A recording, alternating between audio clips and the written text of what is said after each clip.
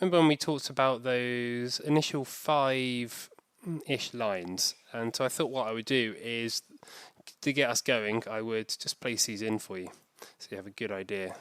I want you guys as well, when you're drawing today, draw big. You know, the closer you can get to life size. Yes, Alison, sorry.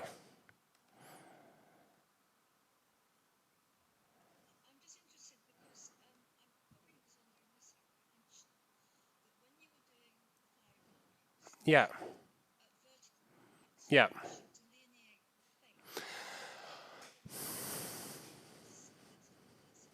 Yeah, so I think it's a really good question actually. And what I like to say is, as soon think in terms of the broad outline straight away. Sometimes it is the face. If you're drawing me, the left and the right hand side would include quite a lot of the face. But someone with hair, you're trying to, what you don't want to do at the beginning is start to separate things out too much, and you create, you think there's a head, there's hair, there's eyes. Think, oh no, what's the general shape that I'm looking for? What's the big mass? How can I define this whole thing really simply? Do you see, if you define the left hand side of the hair and the right hand side of the hair, you've got your proportions to work within. If you find the head, you've then got to add things on top, and it becomes like spinning too many plates. Basically, start with one plate, get that going, and then find others. If you start with too many, you just give yourself too much to work with, and you end up really starting to get confused. And what I like to, the way that this approach works is essentially what you're saying is, there's no difference between the hair and the head. Everything is just light or dark. It's just different bits of value, and that's essentially all drawing ever is. And so it's useful to think like that when you start a drawing. If you don't, as I say, you start to separate things up too quickly, and it all starts to become harder and harder and harder, and things start to fall apart a bit, quickly, because you don't have that solid foundations. So as I say, if someone didn't have any hair or didn't have much hair, it would be. But this is really just the general placement, so you can have an understanding of the head in space. And I say, these lines, they move around a lot. Don't worry about them being perfect, because they won't be perfect. The only one that's going to probably be perfect, inverted commas, is the top of the head. The others are going to move around. Exactly. Yeah. Exactly.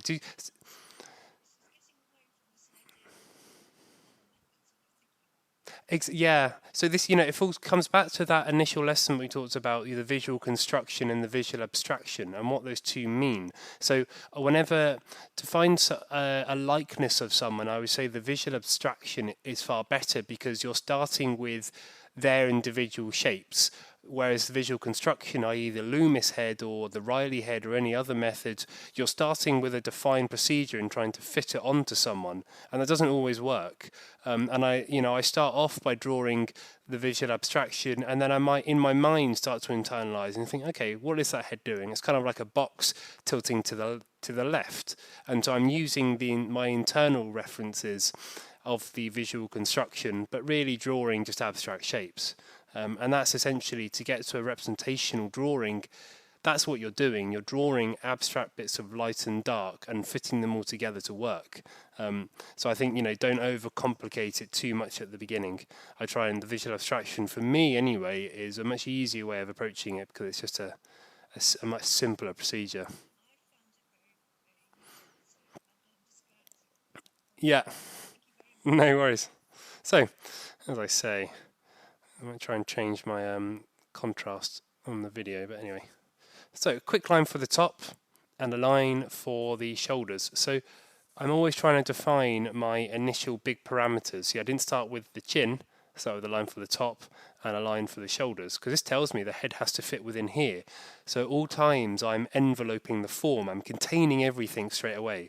Thinking about the broad, big masses before I'm worrying about any small things, because it could be that I want to make it bigger or smaller, and it's very easy to do that here, because I can just bring it up or down, or this up or down. It's at the beginning. Don't box yourself in. Give yourself room to maneuver. You're always going to make mistakes at this point, and actually, don't think of them as mistakes. Just think of them as changes. So, and then I'm going to find just a quick indication for the left-hand side, and a quick indication for the right. And now just an indication for the chin. So that's my initial, just rough guide to where I think it could be. I think, everyone struggles with this, regardless of your, amateur enthusiast or professional. Starting a painting or drawing is the hardest thing to do. And so this is how I get past that stage. Just put some stuff on, and then you can move it around. I want you guys to think very carefully, though, because I see a lot of people last week, distance between chin and shoulder. So this shoulder line is quite difficult because you want to imagine like a skewer running straight through the shoulders. So the apex of the shoulder or at the top of the collarbones, It's, as I say, it's a bit tricky, but you can visualize it quite easy I think that's probably quite close. But if I'm not sure, what if I bring the chin up there? But I'm thinking if this is the top of the head and this is the chin, this is definitely going to be too small for the width of the head. And I've not done any measurements there. I've not, got out a pencil and gone by the millimeter. I've just looked at it and thought, is that too tall or too short? And, it's clearly too short. And same again, I could bring the chin all the way down here. I think to myself, is the chin or the head overall too tall or too short? And it's clearly just going to be far too long if the top of the head is here and the chin is here. So, as I've said before, this is a visual problem. So don't try and solve it using complex algebra or maths. It's really, it should be quite intuitive. As annoyingly, human beings, we have a tendency to be able to spot mistakes very easily, which is really frustrating for. I'm sure you've had it when you've done a drawing and you show it to a friend or family and they're like, well, yeah, the eye's too big or too small or in the wrong place.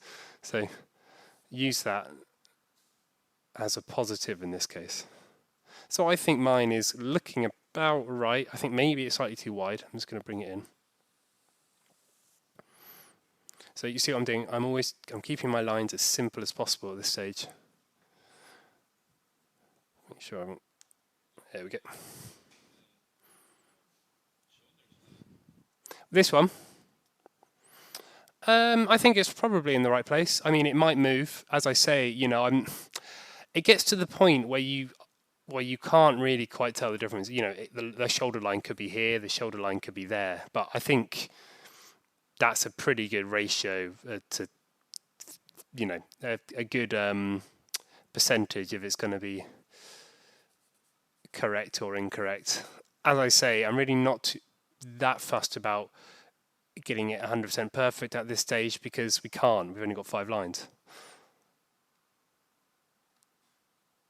So this is where we start to use those lines, start to break it down. And you can see, if I can go back, that'd be nice. There we go. So that's the first 5. And we're just going to start to use those to break it down. And you can see that the only real ones that are actually staying true to that are the top of the head, the top of the hair, and the chin. The rest are going to move around.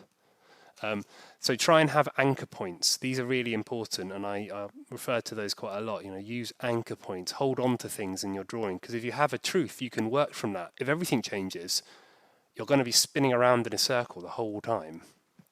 So, as I said last week, we want to separate this up into 2 sections now.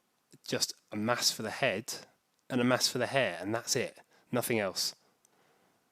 And I'll try and start with the easiest area that I can see first, and that's going to be the general placement for the hair. And we've got that really nice sweeping diagonal that I could just straight away try and plot in, and that allows me to judge that width. And as I say, the beginning of a drawing is always the hardest. And we normally try and cover this up by adding lots and lots and lots of information, hoping you have a scattergun approach to drawing. You just chuck everything on and see if it works, and it never does. So as soon as I found the left, I want to quickly plot in where as soon as I found the right, I'm going to plot in where the left is, and that will straight away give me the width to see if I'm roughly in the right place. And as soon as I've done that, I think this is looking slightly too narrow, but remember this isn't the top of the head, but the top of the hair, so I'm going to place that in. And yeah, it's still looking slightly too narrow, so it might be that I want to just bring this line out here. I could have brought the right out at this stage, it doesn't particularly matter. So always contain the form. Whatever you're doing, when you're working on one side, find the other side, so you're constantly referencing. So I'm thinking, if this is the top of the head, the top of the hair here is just far too high. So I can just bring that down. So I'm already making changes to my proportion based on what I have. And it comes from that idea of finding things simply, just simply breaking it down. And if you have simple problems, you have simple solutions. If you have lots of information, you've got a very difficult solution. So actually, I'm looking at this line here that I've just drawn, and I don't think the average is going to be tilted. I think if I was to average it all down, it's basically going to be another straight line. So the blocking that I've drawn over on the left isn't the first blocking you would go for. It's probably towards more of a final blocking, really. And that allows me maybe just quickly to find this nice sweep of the hair on the left. So I'm already, do you see how we're already starting to make quite nice progress on this blocking, very simply. And let's just carve into that. As I say, I've probably said it last week or a few times, but I like to think of this as, I'm a sculptor carving away at marble, just big lines first, simplifying everything.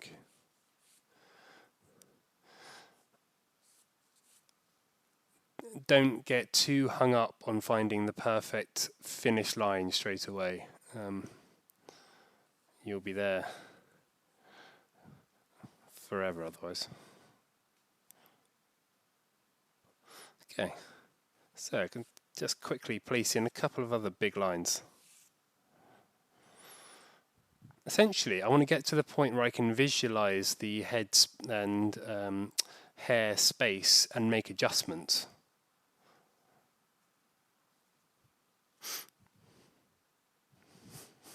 So just finding that little corner for the chin.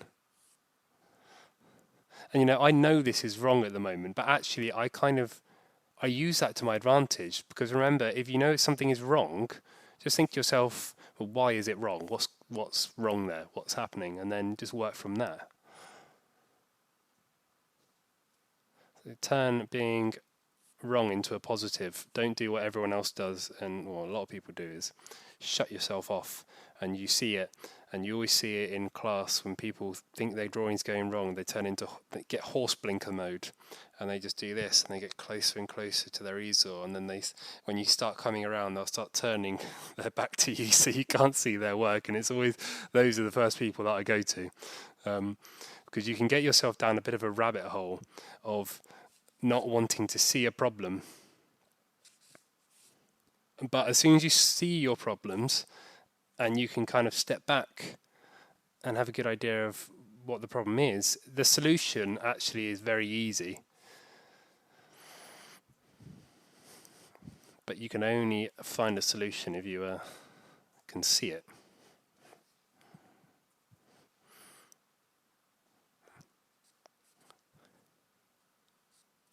Actually, I think I said it before, there's an artist called Sherry McGraw. She's wife of David LaFell, both really great artists, but she says, life as in art, we always make things overcomplicated. Everything we overcomplicate, whereas in reality, actually, solutions tend to be a little bit simpler than we imagine. Or we know they're simpler, but we like to overcomplicate it. Just to give us excuses, I guess. So there you are, it's more than an art class, it's a philosophy lesson.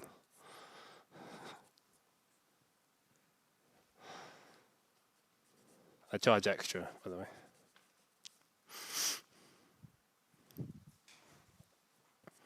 So I'm starting to, build out this kind of really simple form. I know there's problems, and I think I'll keep saying it over and over again, and I've said it numerous times already throughout the course. I know there are problems here. I'm not particularly worried about that fact. It doesn't matter that there are problems now. It only matters if I come to show it to a client and I've got the eyes kind of inspired by Picasso or something. Not that that's a bad thing, but normally when you're commissioned to draw someone, they don't quite like the Elephant Man look.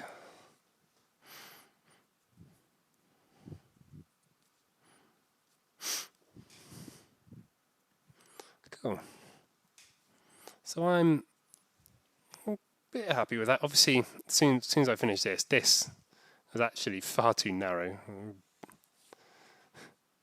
But it's one of those things that just becomes super apparent after you've placed everything else in. And a lot of times you just won't see that until you've developed your blocking.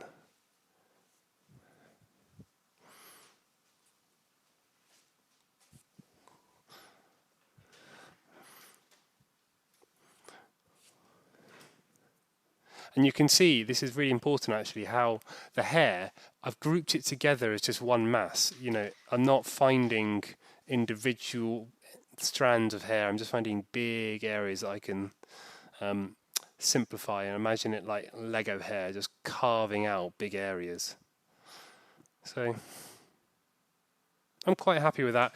This is the thing that's kind of annoying me a little bit, and this is clearly far too it's tilted way too much over here. So instead of adding information, the first thing you want to do is adjust what you have, and that's really important, because if you add more information, you give yourself another potential problem to adjust.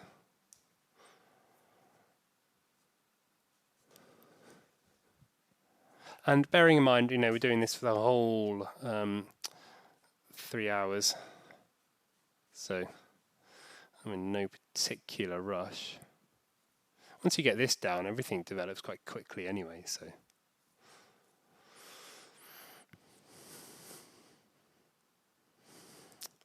Cool. So as soon as I'm doing that, I'm kind of working back around and thinking if there are any proportional mistakes I can see. Checking the chin to shoulder. And yeah, I mean, you know, I was slightly too low there. It comes up to about that. But interestingly, do you guys see how every stage the mistake gets a little bit smaller, or should do? You know, the shoulder started down here, then I brought it up to here, and then the hair was down here, then I brought it slightly higher up. So it's kind of getting smaller and smaller every step you take. Is that a Backstreet Boys lyric? God, sorry. I've never said that one before. No, it's Sting, isn't it? Don't know where that came from.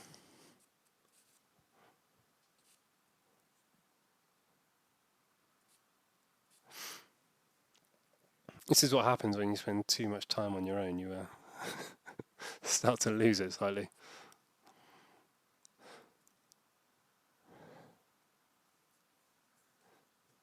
Cool.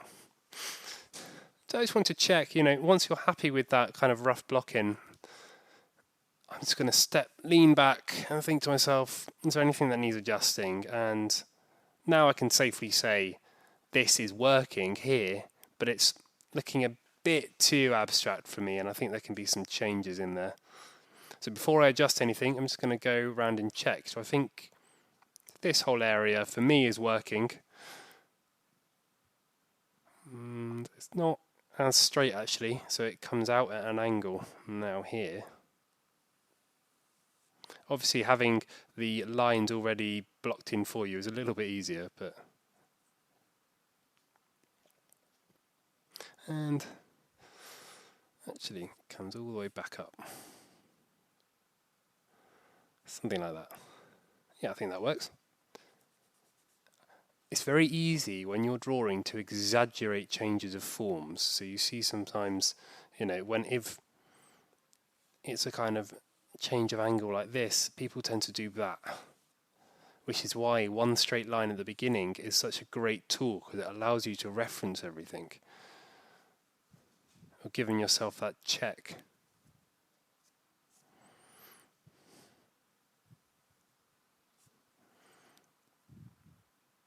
And if you guys have a mirror or a phone on you, it's a really good time to use it. So again, if you're using a mirror or your phone, turn the phone off so the screen is black, so you can have a mirror effect. You want to hold it up to your head, next to your eyes, next to your ear, I suppose your ear, and just rotate 45 degrees so you can see your drawing and the subject in the same view. And yeah, it's working. I think there are this area in here just comes slightly over to the right.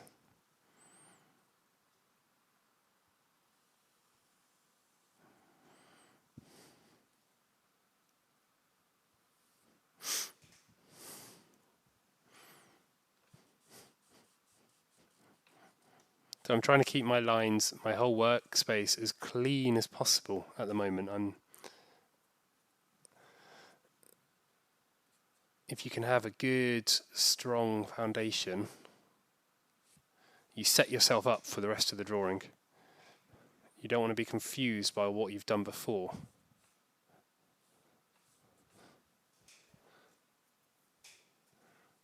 Otherwise, you end up basically having to redraw the drawing almost every single time, and that's not a lot of fun.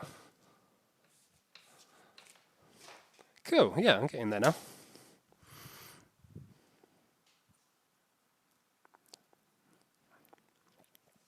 Kind of liking that. Yeah, I've got the gesture, found the line for the. So if you remember, this comes back to that sternocleidomastoid muscle. This line here, and this is a great line.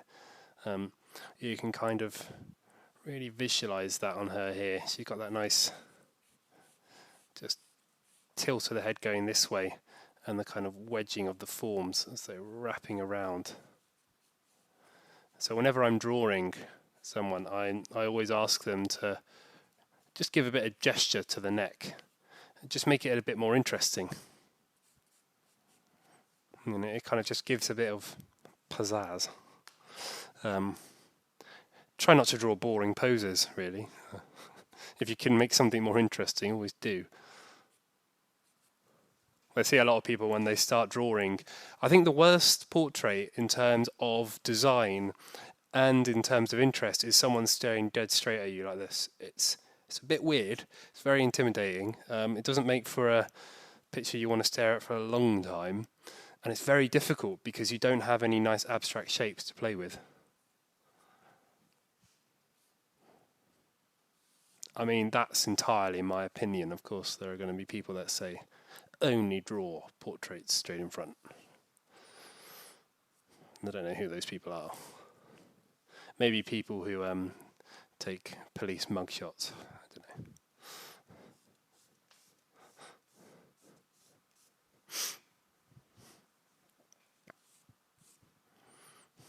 These lessons are much more about a exercise in you listening to my internal monologue rather than a lot of things.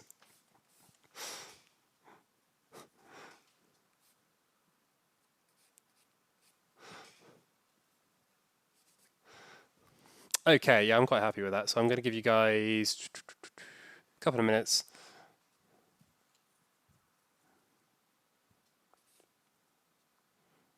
It's important though to remember that, think to yourself, when you finished a drawing, inverted commas, how long after that do you spend adjusting it and making corrections? And the answer to everyone, almost everyone, will be a lot. You'll spend most of your time making these corrections. So what I learned from that when I was studying is like, well, if I spend a majority of my time making corrections, maybe I should just slow down at the beginning. And that's something that really helps. And you'll see a lot of good professional artists do that approach as well. You think to yourself, oh, they could have jumped on by now, could have done something else. But they know if they can get this block-in section right, and everyone's block-in is going to be different. Some people's, as I said, is much more based on the visual construction.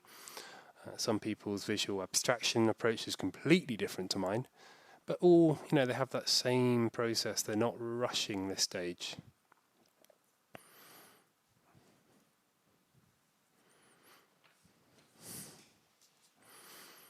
Because you shouldn't be making any major adjustments after this.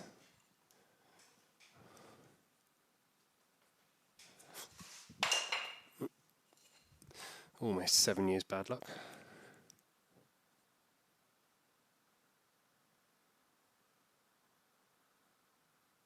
So it's going to bring out the back of her head slightly.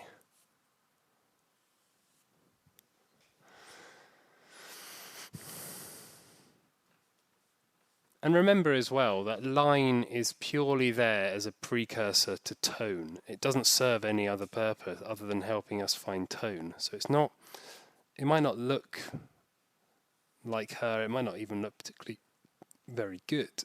But the point of it is, good is in terms of visual or aesthetically pleasing. It's just there to help us at the end.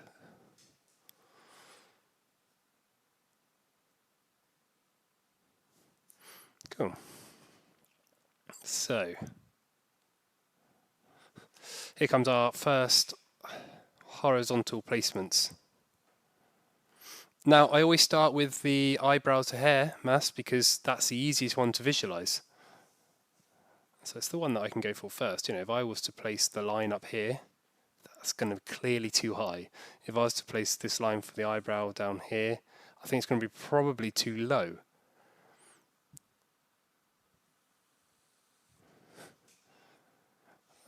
Stick that in. Think to myself, does that look too high or too low or about right? And yeah, I think that's about right. It's at a slight angle though.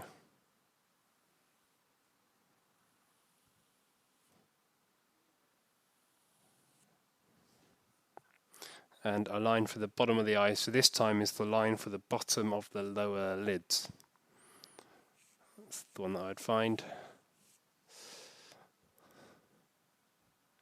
And placing in just an indication for the bottom of the nose and the middle of the mouth. Now remember, this is the same as the first 5 lines we drew.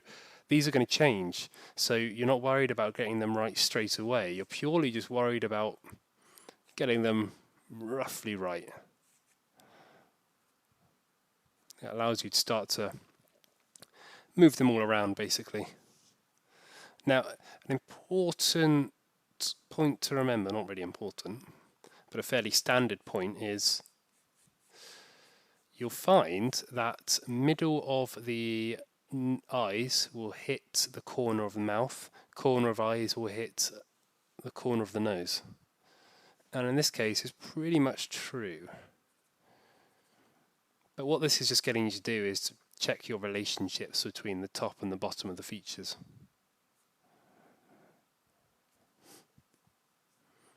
And the reason why I like drawing this is because it straight away tells me my features are shifted over to the left on a 2-dimensional plane, and that just allows me really quickly to know that she's going to be looking over to the left.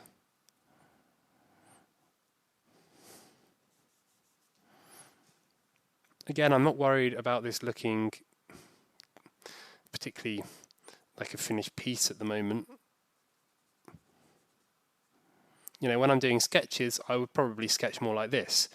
Just really, if I'm trying to get a finished result really quickly, I would look at her and I would be doing all of this in one go. But if I'm doing a long drawing, I think completely differently. And then I start to find it a little bit slower and less worried about what it looks like. Like if I was doing, this is a 1 or 2 minute drawing, I would be really concerned with getting everything in as quickly as possible. But we aren't doing a 3-hour drawing. So we can spend a little bit longer on it.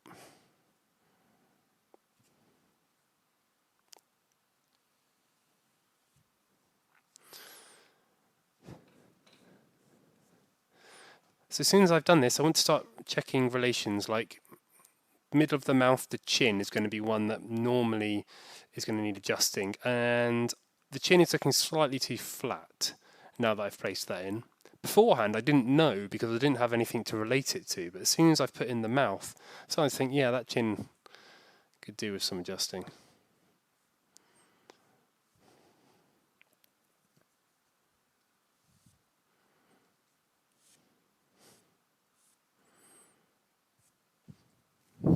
It comes with that idea of, trusting your process.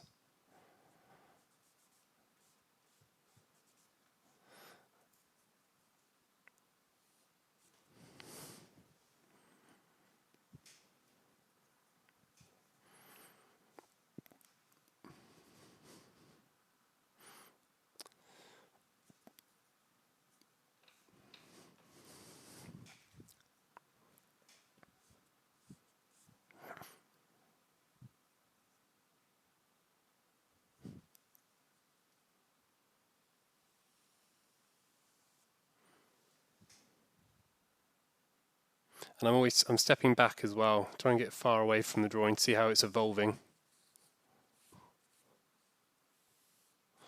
So it's nice for me because I've got a big studio and a fun wheelie chair. Some of you might have to do the old-fashioned stand-up, but I do really recommend just every now and again see what it's looking like from far away.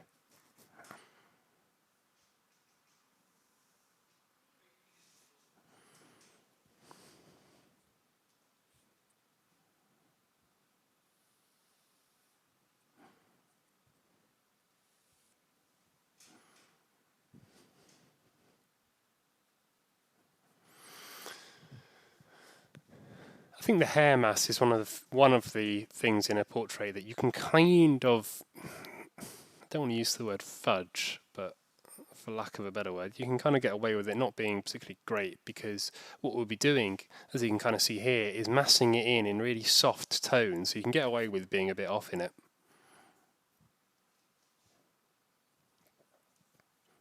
Okay. So, starting to find placement of the boxes for the eyes. So remember, this is a bit like your first couple of lines. It's not the portrait obviously doesn't have a box surrounding the eyes, but it just gives you a pretty good area to work within. And there's going to be adjustments. They're going to not be 100% correct, but it gives you something to work with, basically. And it gives you the important information of the fact that she's turning to the left.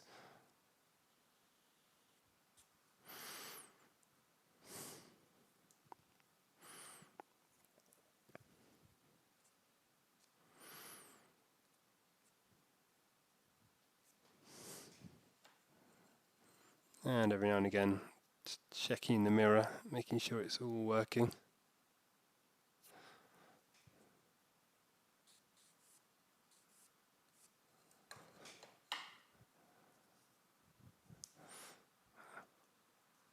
And if it isn't, just think to yourself, well, why isn't it working? We'll do a round of feedback in a minute.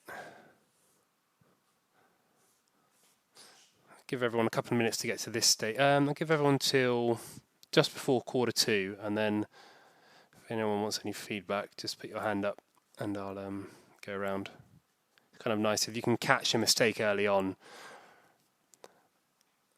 Much nicer than being told an hour in or so.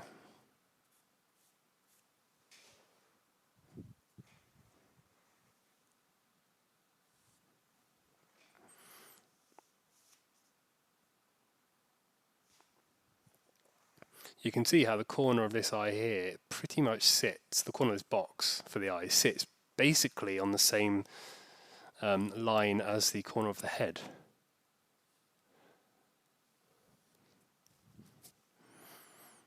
Not that that really matters, because in 2 values this is all in the dark anyway, so it's kind of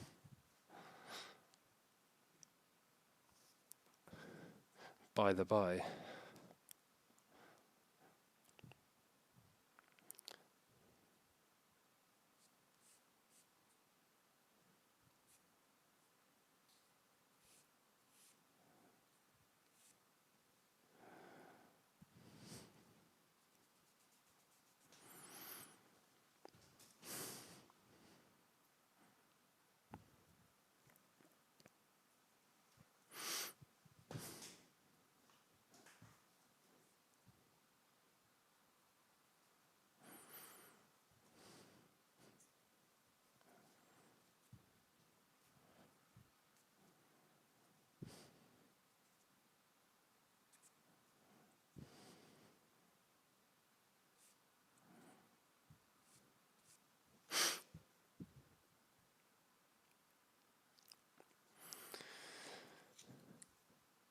So I'm just checking my forehead. It's not looking, I think it's coming out slightly too far. As I say, it doesn't really matter because it's all going to be lost into the dark.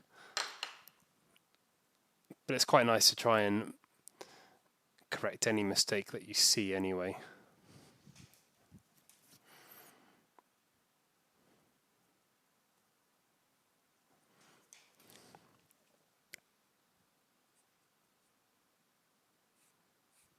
And you're never going to get particularly neat lines with Willow charcoal. So don't worry too much about that.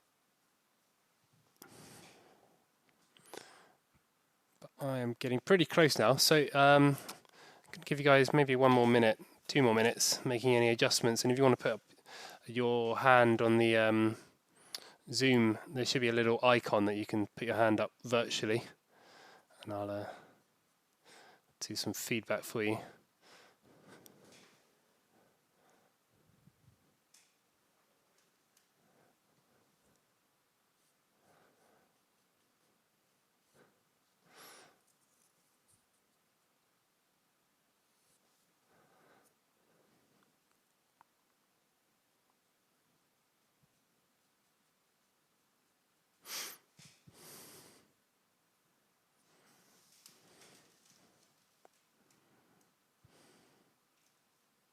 Cool, bubbly, you're first. Straight in there. Yeah, spin it around for me, brilliant. Yeah, nice. So I think, first of all, your mouth is probably too wide and I was going to say slightly too low, but I think it might just be slightly too wide. It's definitely narrower than that, and that will cause problems later on, so make sure you find that. I just think, yeah, I was straight away thinking maybe this gap in yours is too small, but I definitely just think it was too wide. So bring it back in, and that will sort a lot of that out. Make sure you find this line here. Otherwise, you're going to make your eyes far too wide over to the right. Where else can I? That's one of the main things. I think I can't see much else. This is an internal line in the dark, so it won't matter too much, but at the moment your line down here is almost doing this. So you've got, just bring it out slightly on the left and then down. You just kind of cut it in there. And where else? I think you're pretty good apart from that. Yeah, so it's just a case of bringing the mouth on the right and maybe just a tad bring the line you have here for the chin just down slightly, and I think that is literally it. Robert, I think you're next. Let me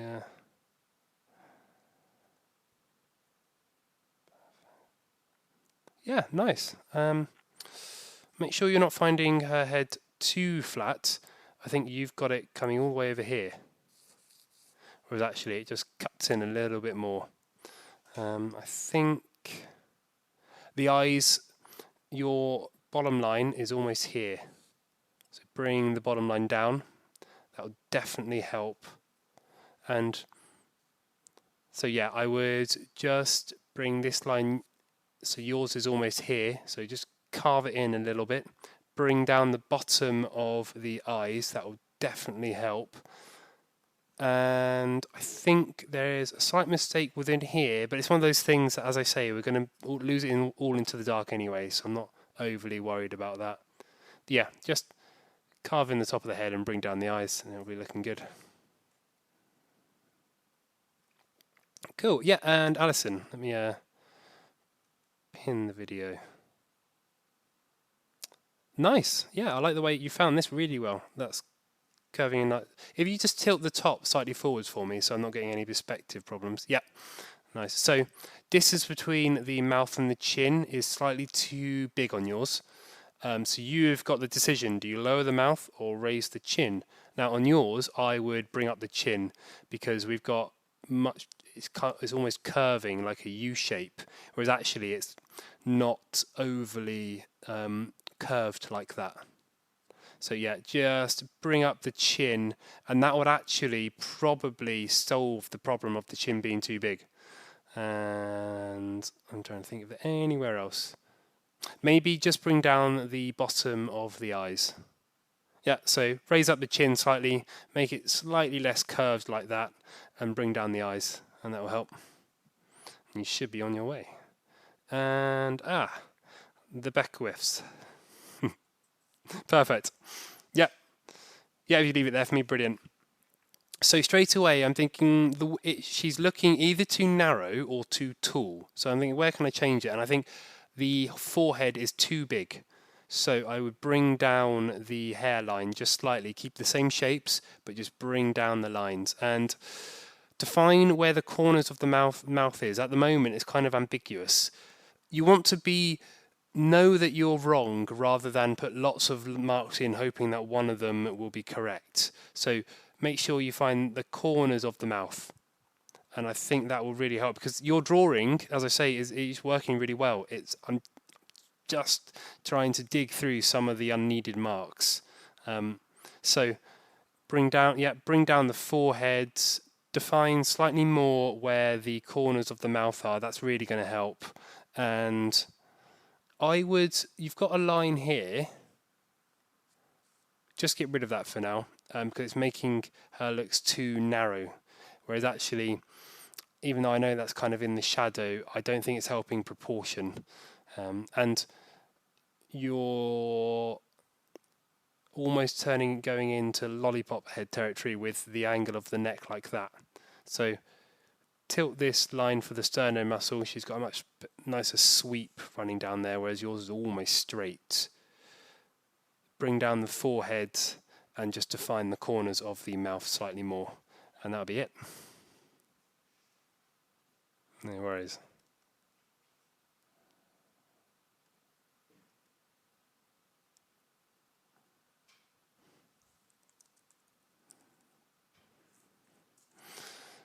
Cool, so I'm going to give you guys a couple of minutes to make any changes you see.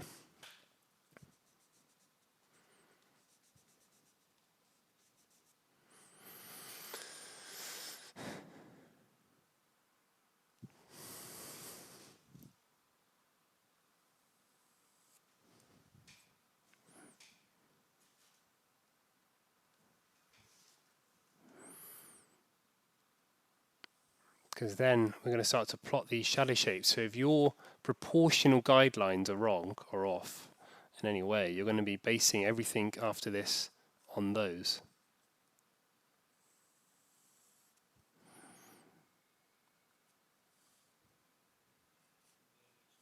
Yeah, sure.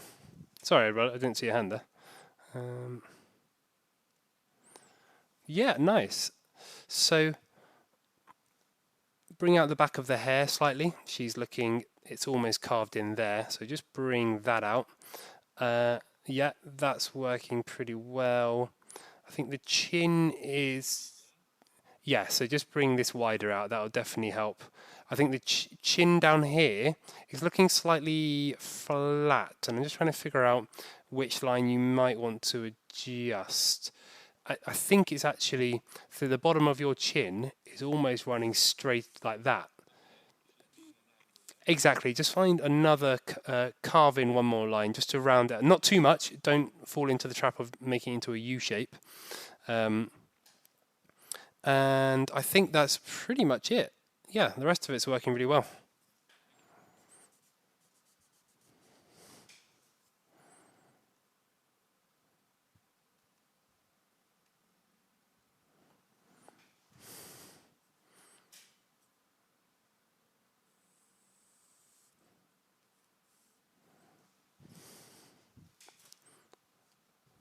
When you're learning to draw, the hardest part is knowing when one stage is finished and another, you can start another. And annoyingly, that again falls back down to just practice.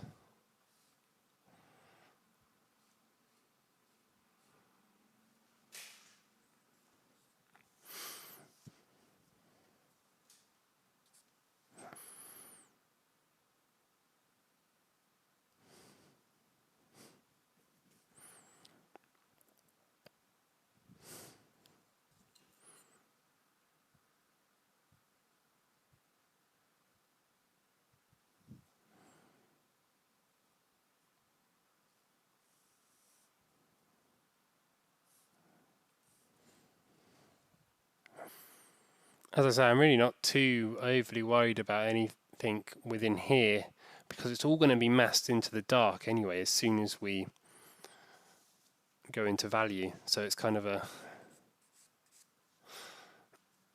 fruitless exercise spending too long in there.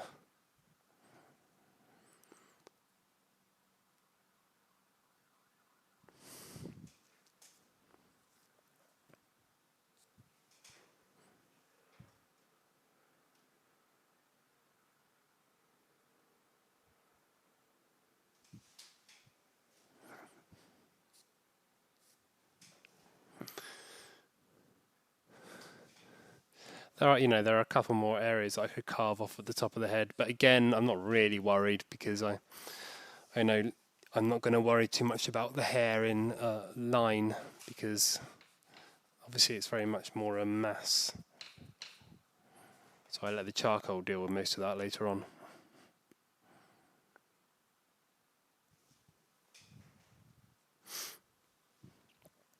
Okay, give people 2 minutes and then I want to move on.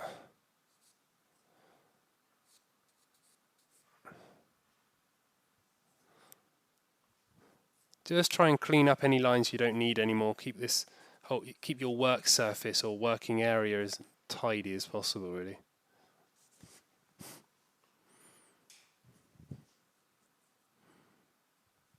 Don't leave any ambiguous lines.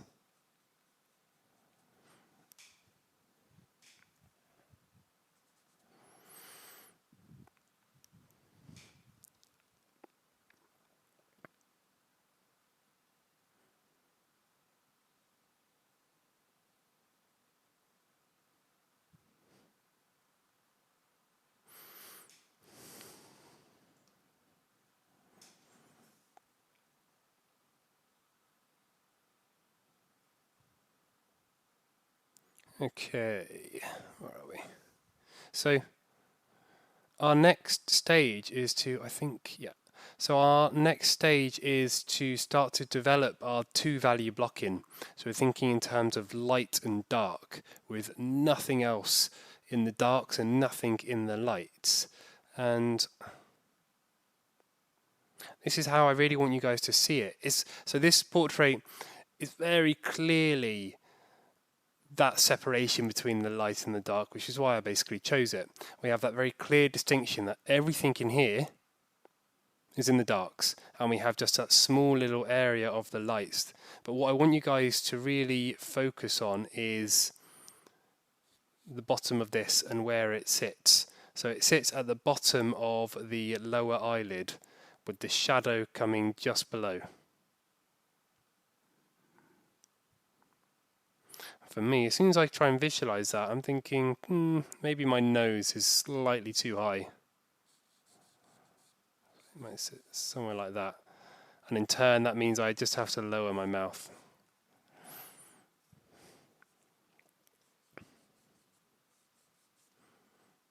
Actually, that looks better. Cool. So, first things first, how do you simplify this? Well, luckily, we're basically half in dark, half in light, and I always tend to start with the nose because the nose is normally going to be the clearest line, and she's got this sweeping motion that goes all the way down. And remember, the bottom of the nose is here, which lines up with the bottom of the nostril. So the top of the nose starts above it.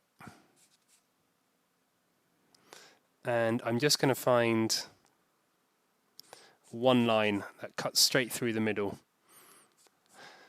So you're developing shapes on top of each other. You have to simplify what you see quite a lot of the times and then develop shapes. Don't try and draw everything at once.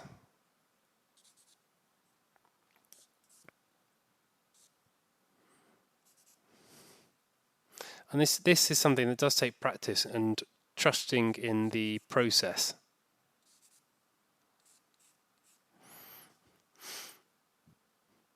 It kind of just separates out half the head already, which is quite nice. And when I'm drawing this eye, I'm looking at the shape of the eye and I'm thinking, okay, basically it's like a rectangle like that comes down. with another kind of rectangle sticking on the bottom of it. And then from there, we can then start to carve in and we start to find some of the variations. But when you're drawing an eye, it's no different to drawing any other shape. Just patches of light and dark that you have to try and fit in with each other.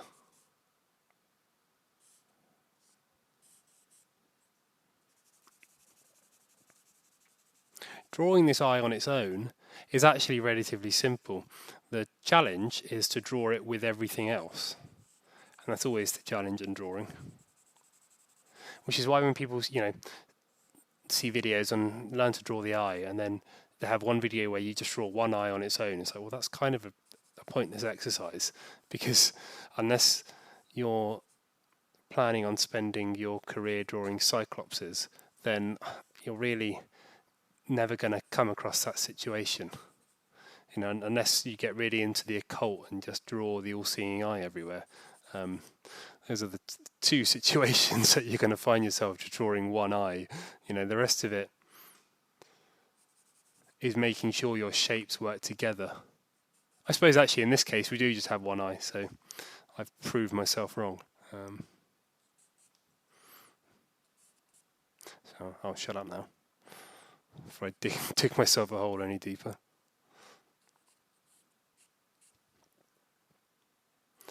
So I know that the bottom of this shadow shape will come just below the line for the eye. Not too much further below, but definitely below it. Simplify it at first, Don't worry about it being the exact shape that you see. You're just putting something on the paper and then you start playing around with it.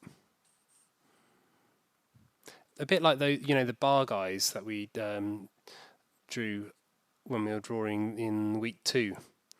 Very placing it in really simply at first.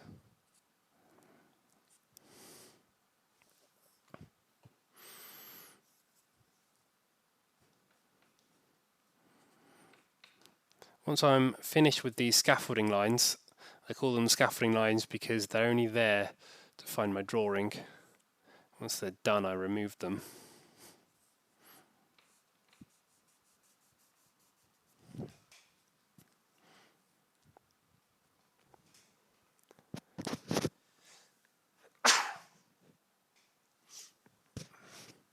Charcoal dust straight up my nose.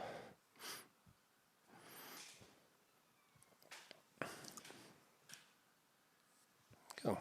Yeah, I'm happy with that for now. I'm not going to dwell on it.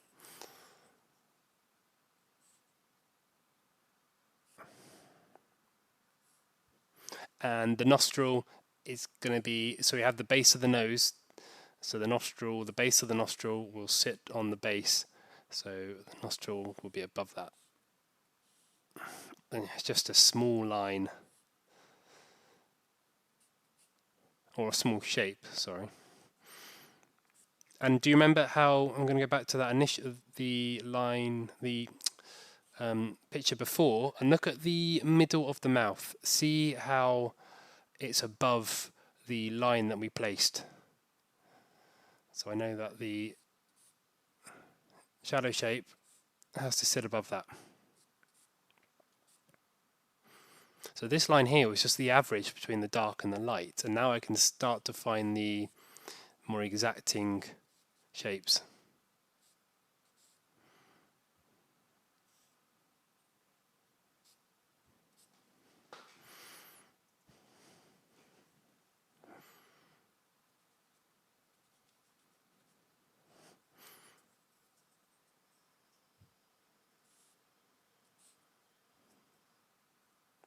The more that you develop, you'll start to use your two-value blocking and your final drawing at the same time, and your drawings start to become much more fluid.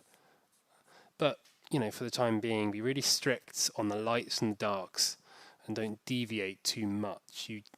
You end up having to just do too much at once, basically.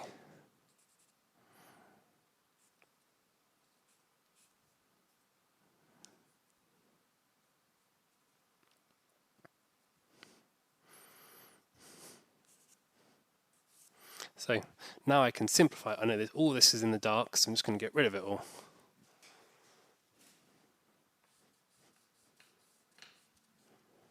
And all of this. Remember, we're going back to that idea of thinking two values at the beginning. Just think light and dark.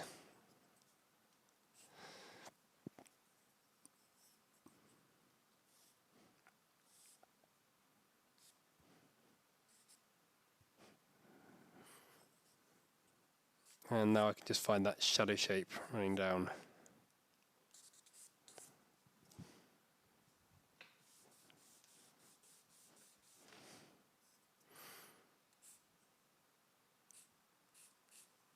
Again, I'm trying to keep these lines, when I'm drawing lines, I'm drawing them straight and angular. Really simplify them. Don't find curves. Curves are what we find in maths. Nothing to do with line.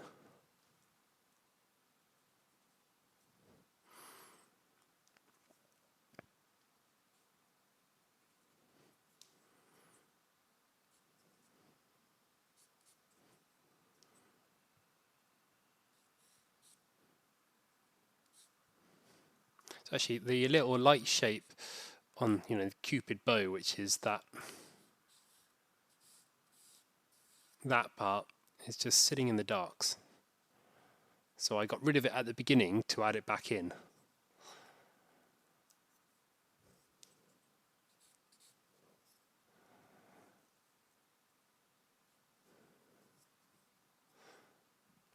So I'm not thinking of this as the upper eyelid, I'm just thinking of it as a little dark pointy shape.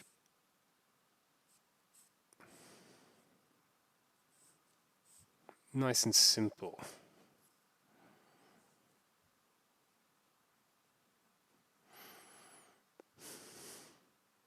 Yeah, coming along nicely. Obviously, in real life, you don't tend to have a Photoshop to help, but it's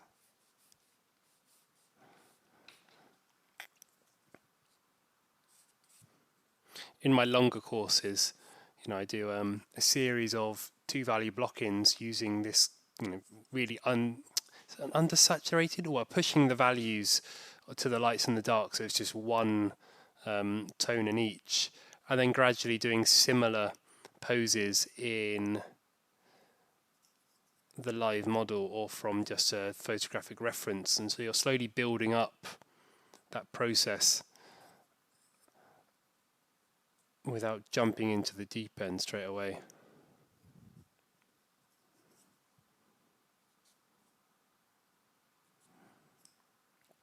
Which is what the Barg plate does, the Barg book does actually, and I really recommend.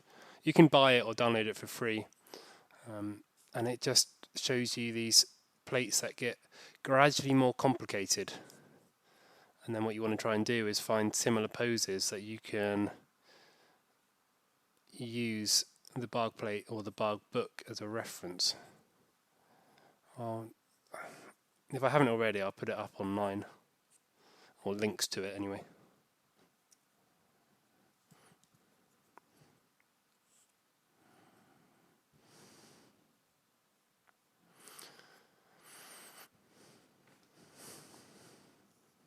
So I'm just going around, and now I've got all of my information in. It's just a case of adjusting it and constantly rechecking it.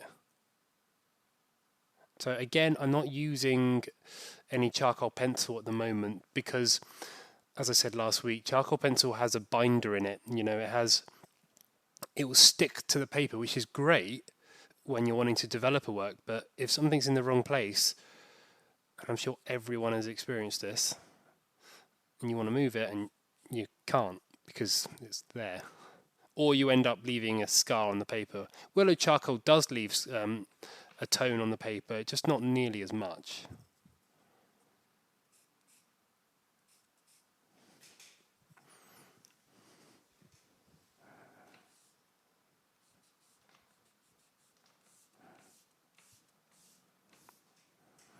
I'm just going to use my mirror now just to check how everything is going. Yeah, pretty much on the right track. This nostril though is getting far too big. Make sure that doesn't happen. It's very easy to make the nostril get wider and wider and wider. Although I think the distance in this part of the nose and the eye has got too small. So I'm going to find out where I think that distance is and move it all over. See, I'm pretty brutal. When I see a mistake, I don't worry about however long I've spent doing that area. I'll just get rid of it and adjust it. Because it doesn't matter how long you've spent doing something. If it's wrong, it's wrong.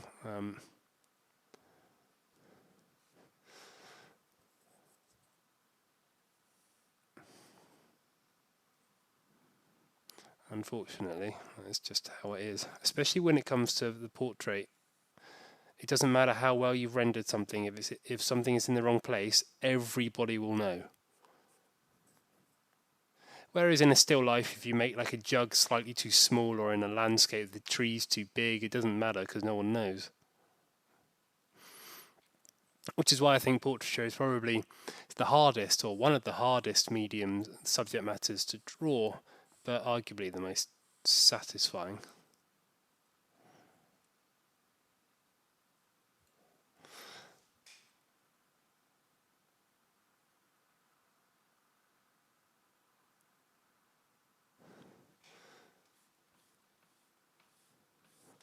Yeah, I think I'm pretty happy with this linear stage of the blocking. I can't really do much more because I can't see where I need to adjust. What I need to do now is go into tone and mass it all in. So I'm going to give you guys just until 10 past, and we're going to mass it all into 2 values. We're going to spend a while making the adjustments. We're going to take a break, and then we'll do a bit of feedback.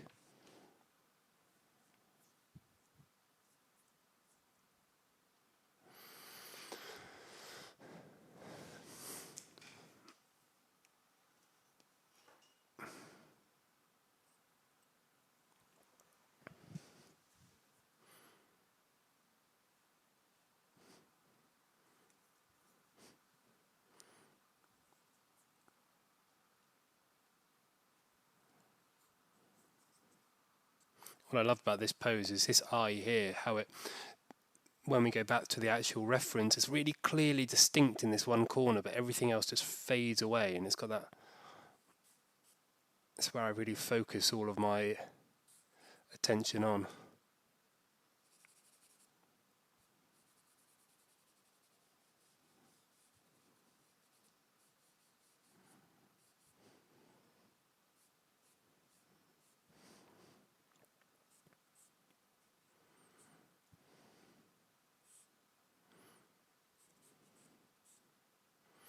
It tends to be annoying, in a class setting like this, we have 3 hours to get everything done, whereas in reality, if you have your own studio space, sometimes a portrait takes far less time, sometimes it takes a lot longer.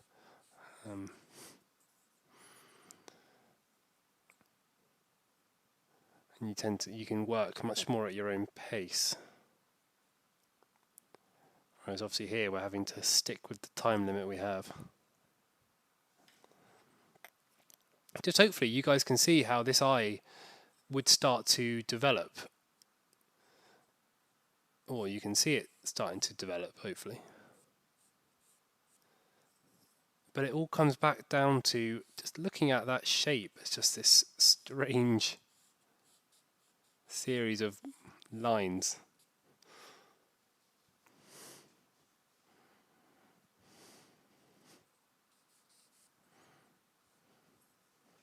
Okay, so I'm going to snap off about 1 inch and mass it all in. So when I'm massing this in, I'm massing it in one direction. So if you're only using graphite, this is possible, but I just want you to find one value and don't get stuck when you see a different area. Well, luckily I've removed all the different values in the darks.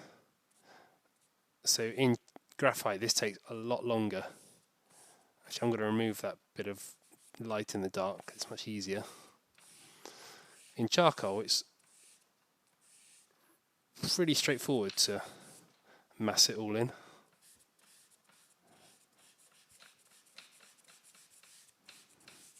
I like to keep the charcoal going in one direction at the beginning. It just unifies everything and creates a much more harmonized drawing. So I already know actually how I'm going to develop the drawing. I'm thinking in terms of composition as well. And that's something you'll start doing. You can have lots of lessons on composition, but I'm much more a fan of the intuitive composition or the visual composition, not worrying about it beforehand, but adapting to what you have.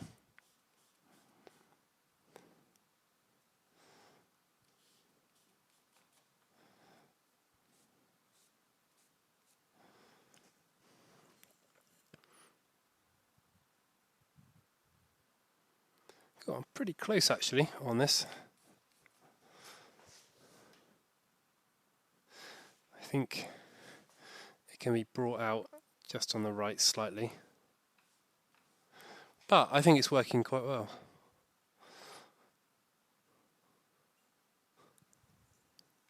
If I say so myself.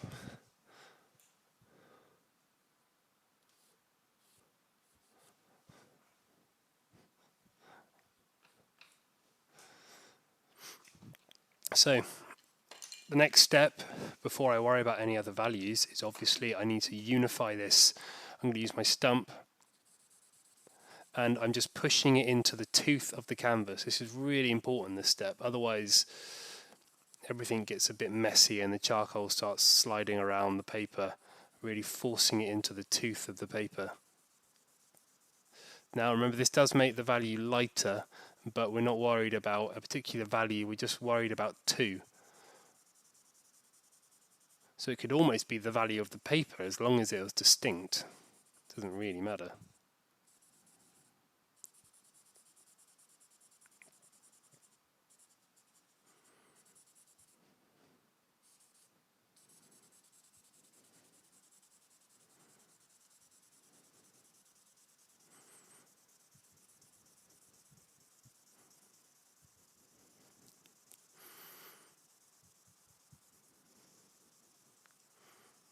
So I already know probably towards the end, actually maybe not in the lesson, but I'll start to play around afterwards with the composition of it.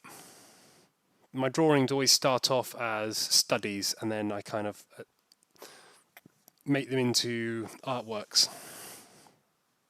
It's a bit like when I go landscape painting.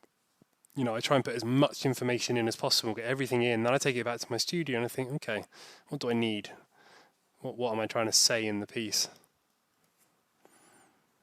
And that's what I quite like about, you know, representational drawing. You have that idea of it being abstract, but you're also dealing with the problem of making something realistic. So here I'm just making any adjustments that I see, and they become much clearer once you put it into tone.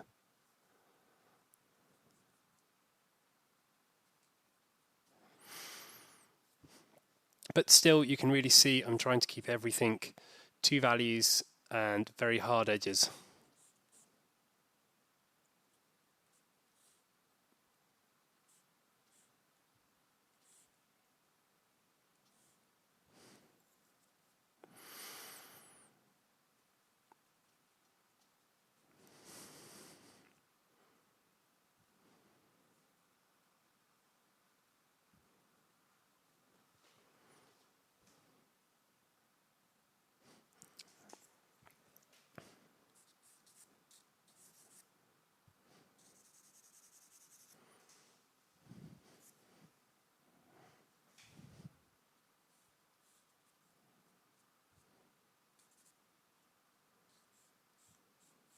What I don't recommend doing, if you do work mostly from photographs, don't put them all into black and white. I think it really limits your ability to understand the tonal aspect of colour.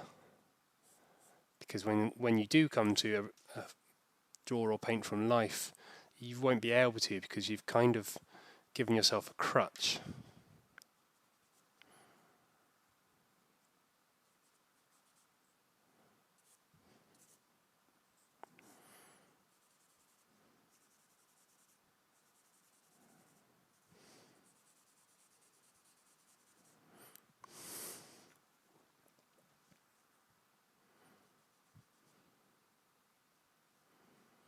So for me, I just needed to bring out some of the right hand side of the portrait, make it a bit wider. So I'm using the rubber now much more as a drawing tool, kind of carving into things.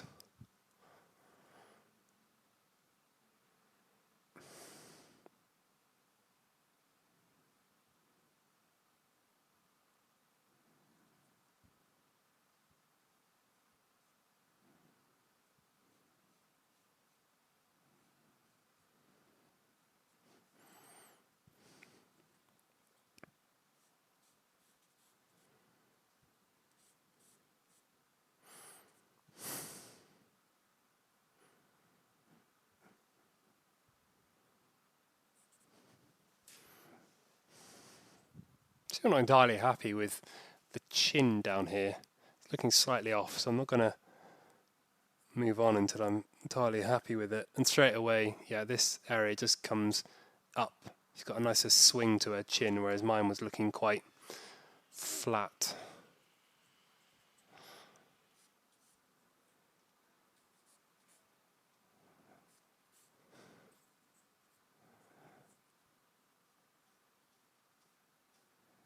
She has got quite an angular head, and it's very easy to over-exaggerate that.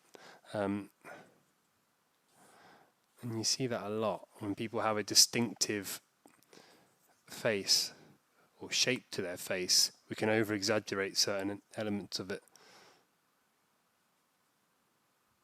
It's that fine line between exaggerating a gesture or a shape to make it look a bit more like them, to really over-exaggerating it and it just becomes disproportional.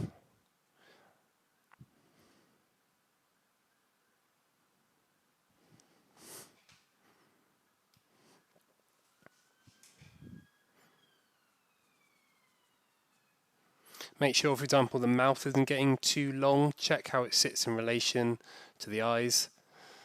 So I'm always going back to my initial proportion. I think that's really important.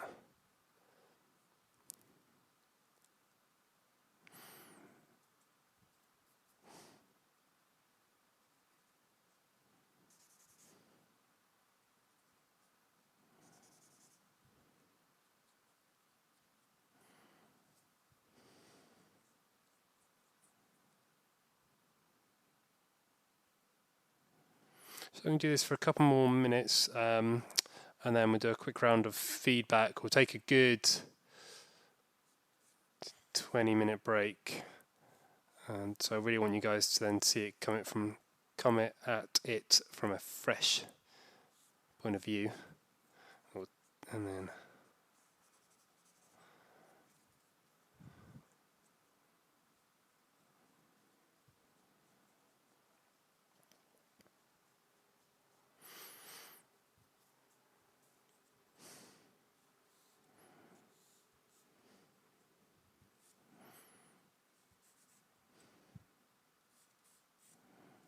sorry, I stopped my sentence midway there, didn't I? And then after the break, we'll come back and start developing the tone.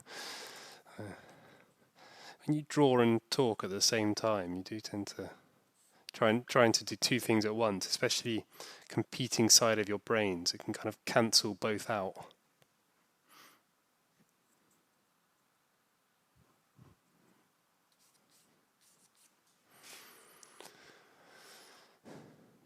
At this point, guys, really step away from your drawing. Try and see it from far away. You'll get an understanding of the big design. This is the, if anyone likes anime or manga, you'll hear the words notan. Understanding what the notan is, the light and the dark elements, make sure they work.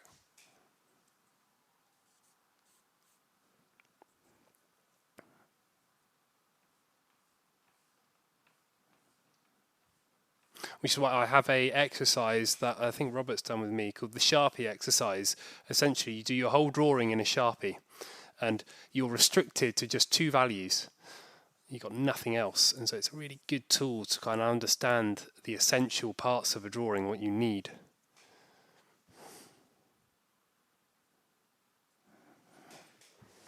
Whereas in charcoal you can get away with fudging quite a lot.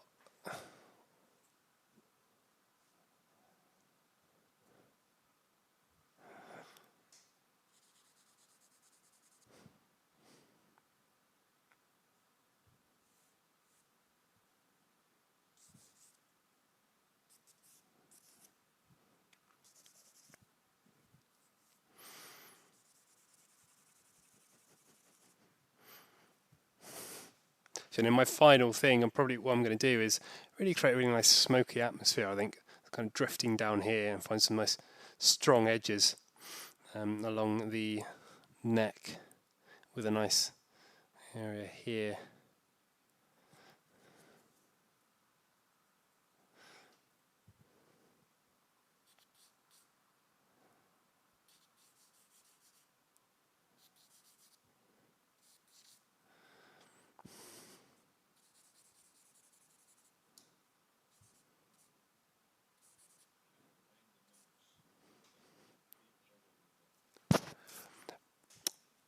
When you say you can't find it,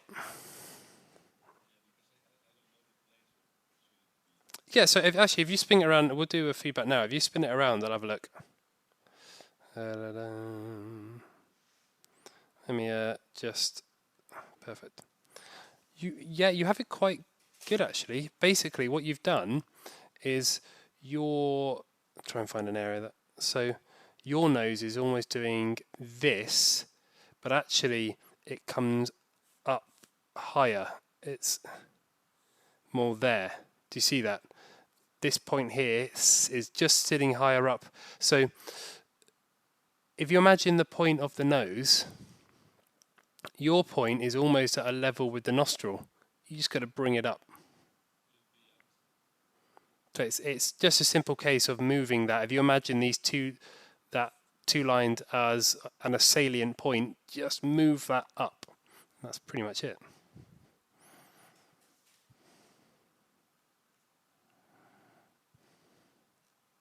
Cool. If anyone wants to put up their hand, I'll do some feedback now. Yeah, perfect. Straight away, bubbly. Do you want to spin it around? Quick off the mark. Yeah, nice. So straight away, I'm seeing a problem with the proportion between the mouth. If you covered up the mouth and nose, it would work really well. So it's telling me something's gone wrong in the length of the nose. So the length of the nose is too long. Do you see the distance between here? That's just got too big. So what I would do is take off the information you've put on for the nostril and the dark of the upper lip and just bring the nose up. So it's this point here that you need to bring up. If this is my point, your point is almost maybe here. So you need to just bring it all up. So it's a case of being fairly brutal with it and just knowing that this will all need adjusting. So instead of adjusting lots of little bits of information, strip it back down and move it up, and it will take a couple of minutes. So yeah, just be fairly brutal with it at the beginning. And just seeing the eye, so the light shape above the eye, yours is quite flat. Do you see that? Whereas actually it's got a much steeper angle. It's going up more like that. Do you see that? So I think the overall width of the eye has got slightly too long. So what I would do is just bring the outside corner, so here and here, and imagine you can just make it narrower. So bring it in on the right, and that will actually help you find that curve slightly more. Do you see that? If I have a curve like that, and I bring in this side here, you create a steeper angle without having to move anything else. So yeah, I would just bring up the nose and bring in the eyes, and it's starting to look pretty good. Cool. No worries. Yeah, and the back wisp, perfect. So yeah, yours is working really nicely. I would, yeah, there's not much I would say. I would say bring down the forehead, just bring it down slightly, and the dark of the eye, I would just bring out to the right slightly more. You found, how can I describe it? So the dark of the eye here on yours, I would just bring out to the right. That's really it. Yeah, pretty much it. Just bring down the forehead and bring out the dark of the eye. And Robert, go for it.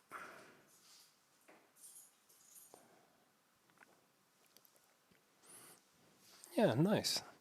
Yeah, I think your mouth has become a bit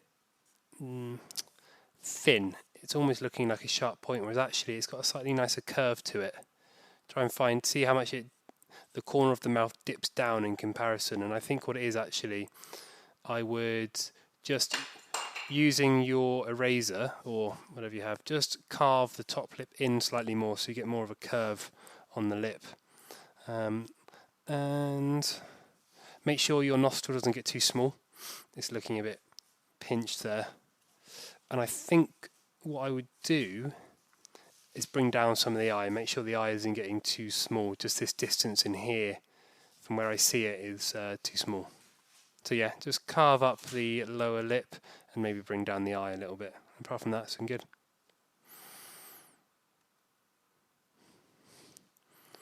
So we'll do this for a couple more minutes. Definitely take a break, and then we can come back to it.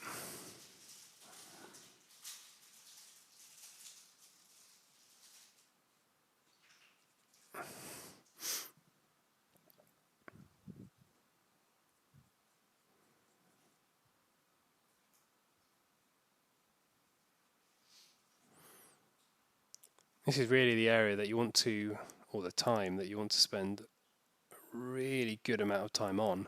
It's really checking everything. Because we're going to, after this, it's really just developing these shapes.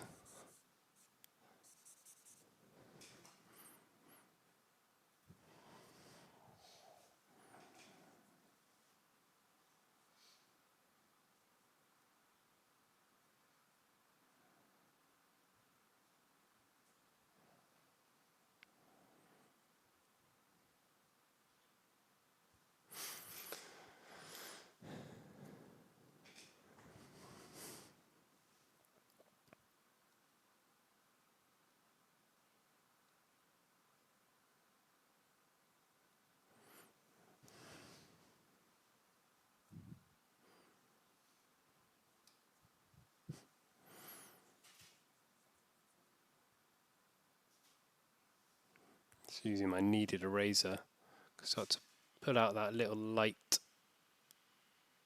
I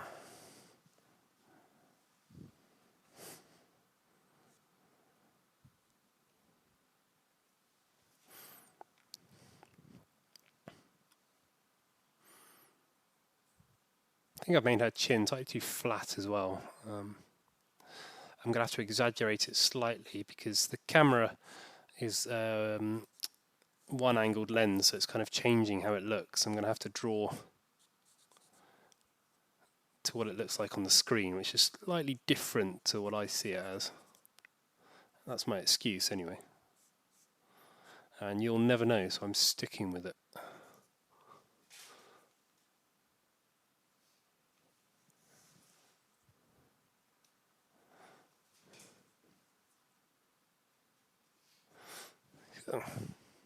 Just remember, keep your dark really simplified.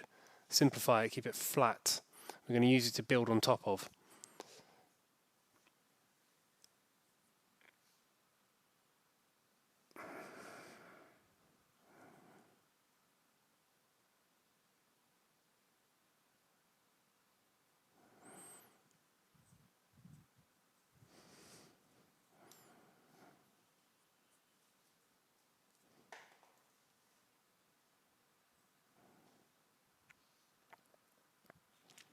All right, let's take a good 20 minutes. I want you to kind of almost completely forget about the drawing. So yeah, I recommend leaving the drawing space or wherever you are, turn the drawing around so you can't look at it. And I'm going to turn my camera off so you can't draw it anymore anyway. Yeah, so yeah, take 20 minutes guys and I'll see you back. Oh, did Rose, sorry, you put up your hand, I didn't see you. Do you want to... Sorry Rose, I was busy working. Yeah, I can, perfect. Yep. So what I would really recommend is at the moment my eye is going straight to the eye and the mouth. Exactly. So unify that value because it's very easy. You know, at the moment we don't want to distinguish between what we want the viewer to look at. We want it all to be the same. This just creates a really nice, flat, kind of like broad environment for us to start to build up on. It can become, you know, we start to isolate this area if we're not careful. And it's yeah, angle paper is one of those things. It takes a while to get used to, but it's really this method is kind of how I after the past 10 years is something that I've. It takes a while, but it is really useful after a while, and you can build up drawings with it. But yeah, I do understand it's not the easiest thing to use. Yeah, it can be. Yeah, adding and taking off charcoal can be a bit tricky. The only other thing is check this area of your neck. Just getting. Don't think wrong. Well, if you know it's wrong, think why is it wrong? It's just too wide here. This gap here just needs to come in. That's it. So don't think wrong because then in your head it becomes an impossible task. Just if you know it's wrong, you'll know the answer, and then you can solve it. It's quite nice. Nothing's impossible. Yeah, Alison. Perfect. Yeah, looking good. The only thing is, I would just maybe carve in this part of the side of the head, so it's a bit flat at the moment. Just bring it in slightly, and that's almost it. Maybe your nostril has got slightly too small. It's a slightly bigger shape than what you have at the moment, and so the white here, you've only got.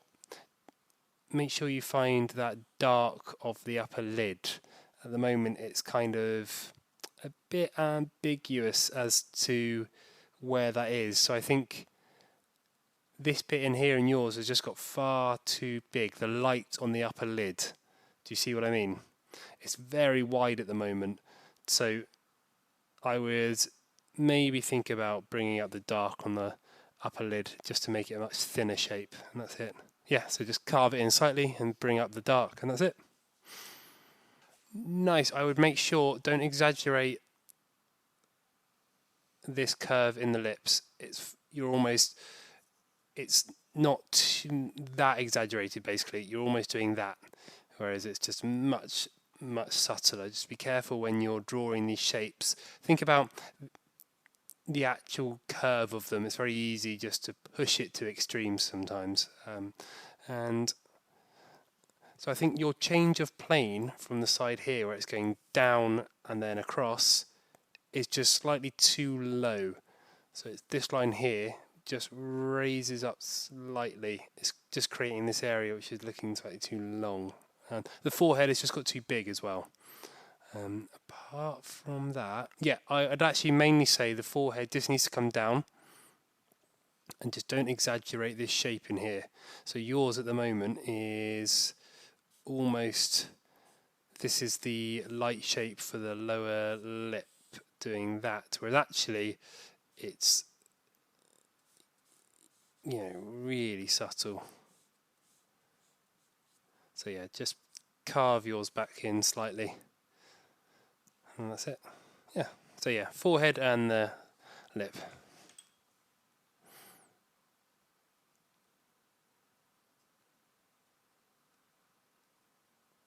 So I'm going to give you guys just one more minute and then I'm going to jump back to the original photo and we're going to start to develop some of these forms.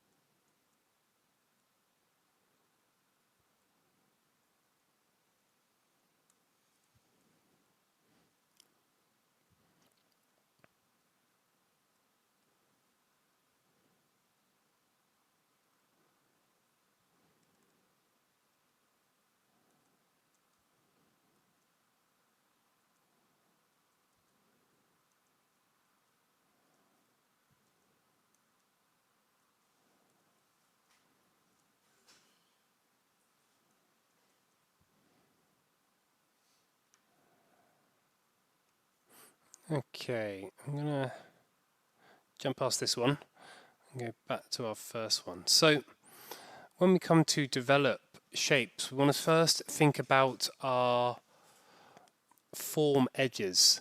Remember, I'm going to go back to that idea of what a form and cast edge is. So there are two types of edges. Where should I draw this? Draw it down here. Say if I'm drawing a sphere. So if the light source is coming from this direction, what we have as the form is starting to turn away from the light source, it gradually gets darker, and where that happens is the form edge, as the form gently turns away from the light source, and the form will cast its shadow. Actually, that shadow will be more there. And that is what you call the cast edge. So at the moment we have no distinction between these two edges. Everything is just flat, like we've cut it out or drawn it in a Sharpie pen. The next thing we have to do is start to define where those soft areas or softer edges are, and where we keep the hard edges. And luckily, the great thing about charcoal is to find a soft edge, we simply just go over the area and we start to soften the form, and in turn we start to round out whatever it is that we're softening. So you can start to see now we're getting that gradual turn of the form, and it gets towards the shadows, whereas the cast shadow will stay relatively firmer. In fact, there are differences. So as you'll see, if you look at any object that's got a strong light source on it, the closer the cast shadow, remember the cast shadow is the form casting its shadow, so normally you can see it quite clearly on the floor. You'll see as the shadow is closer to the object, it remains really quite firm in edge. As it gets further away, you'll start to see a slightly more variation. It gets softer as more light bounces around in it. But the short of it is the form edge is soft relatively, and the cast edge is relatively firmer. So what does that mean for us? So I'll take my camera with me. There we go. So when looking at this, I want you guys to think of it as a simple shape, and it's basically a kind of rounded, the whole portrait is a rounded kind of egg shape, and the forehead is quite a soft edge. So using my stump, I just simply start to soften the edge. I'm not too worried about finding the exact shape at the moment. I'm just softening that edge where the two meet, and it starts to turn the form. And again, I can find that similar effect on the chin, and just going along the jawline here. So I'm thinking in terms of the big shapes first of all. Starting to soften and turn these forms. And actually, even though it doesn't look it, particularly along the nose is quite a soft edge as well. Otherwise we end up making it into a sharp point. And you can see just by those very simple approaches to turning the form, you start to create quite convincing three-dimensional forms.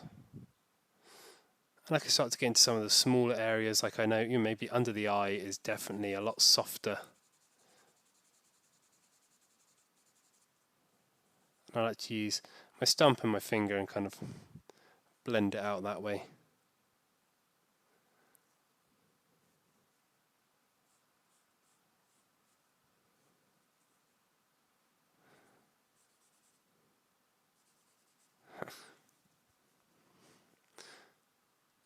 And I know that above the eye is also really soft in two values, and in hard edges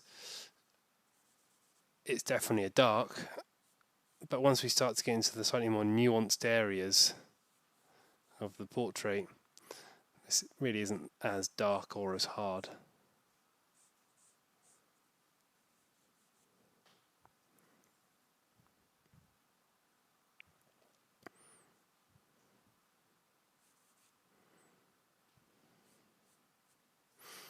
It's important though not to lose the idea of a light and a dark.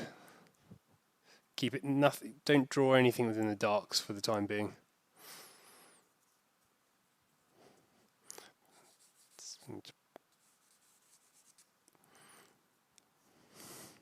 What I like to do at this stage as well is add a value everywhere in the lights, because you want to remember that the value we have on the paper is the lightest value we have overall, and the lightest value we have is probably maybe the highlight on the nose or in the eye, so we know everywhere else has to have some sort of value on it.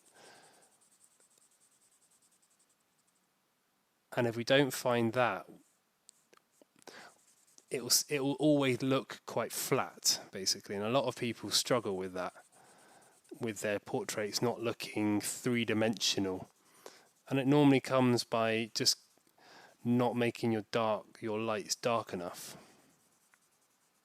And here I'm just picking up charcoal from the side and just slowly adding it on. Now this can be quite a messy process, and you won't get it right first time.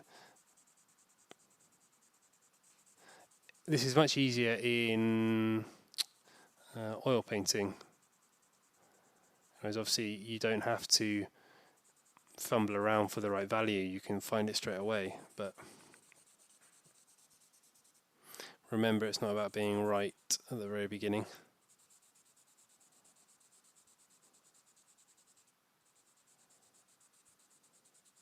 And don't worry about finding an exact value either.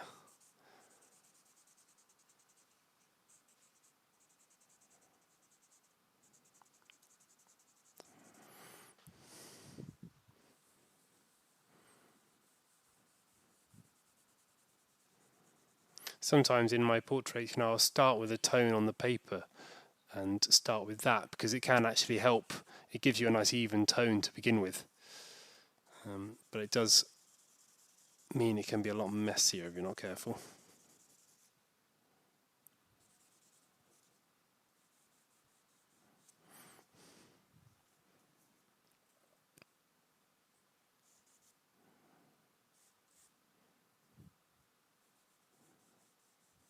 So when I'm drawing, there's a shadow shape underneath the chin. I want you guys to be really careful to keep it really nice and soft. Don't find a hard line, continuous line basically. It will just make it seem quite flat.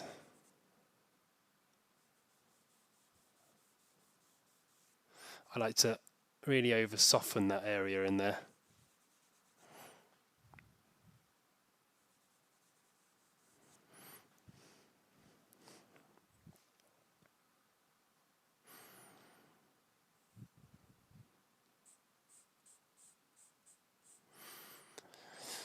There's always going to be areas on a reference or a model, whatever you're using, that's quite hard to understand. Like, for example, the area on the nose.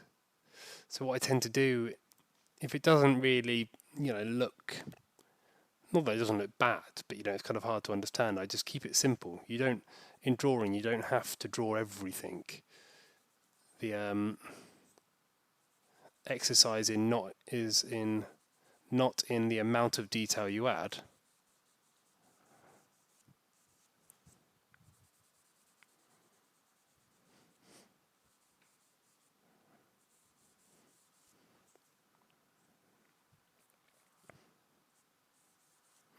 So this is what you'll tend to find is, especially in charcoal, is you might end up taking off too much. So you might want to go back in, re-add charcoal in the darks, so you're not losing the value too much. And charcoal can be a very tricky medium like that. And actually, I think I can start to maybe carve in for the darks on the left here. It's looking a bit too wide.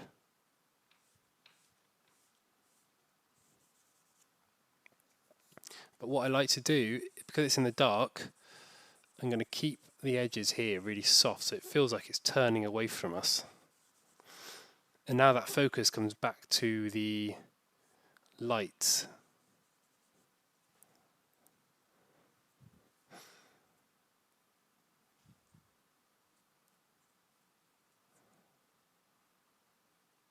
Just remember, if you start to lose your shapes, go back and simplify it again.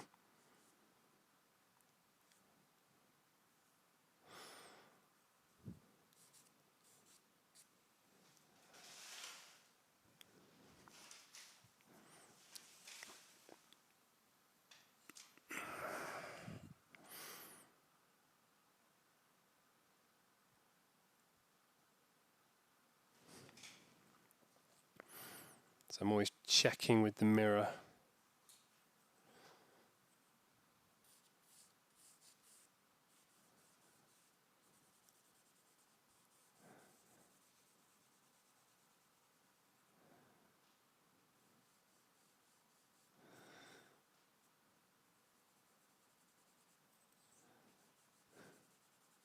See, I'm basically over softening underneath the eye. It's really easy to make someone look very tired or haggard if you find really strong darks under there.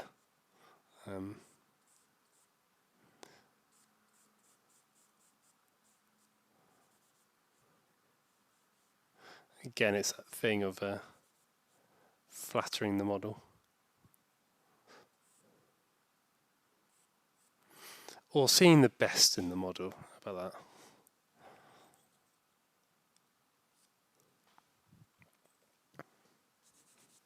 But you guys should be able to see, even though I'm starting to develop this portrait, I'm still staying true to that original idea of the big design and the two values.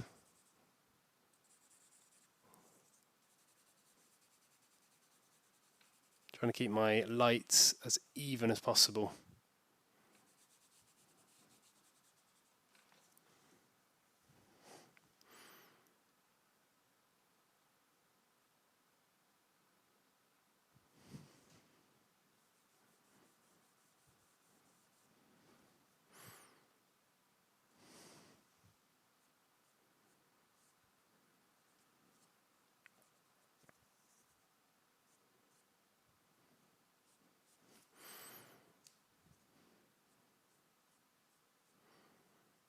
So I'm actually not using the rubber to adjust this shape, just using my thumb, because I know that the rubber will take off pretty much too much charcoal, and I want it to be nice, and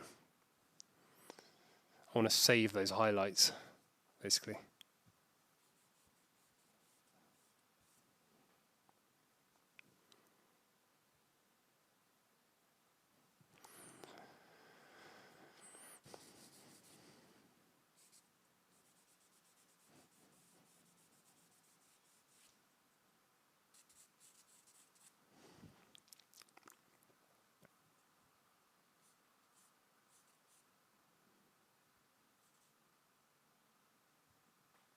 Yeah, I'm using my finger as well as the stump. So you'll find that the stump is quite abrasive. Your finger is a little bit softer, and you get slightly nicer, softer results basically. Whereas obviously the stump can kind of get into smaller areas that your finger can't.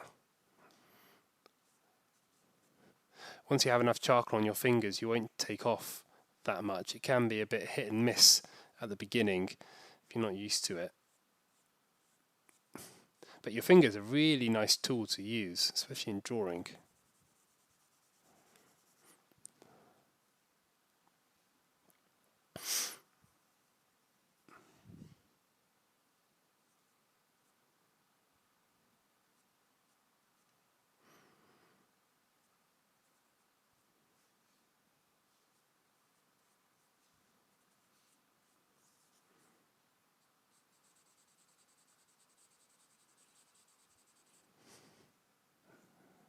So you see how I've not really done much, but she's starting to take on a slightly rounded form, and it feels slightly more realistic.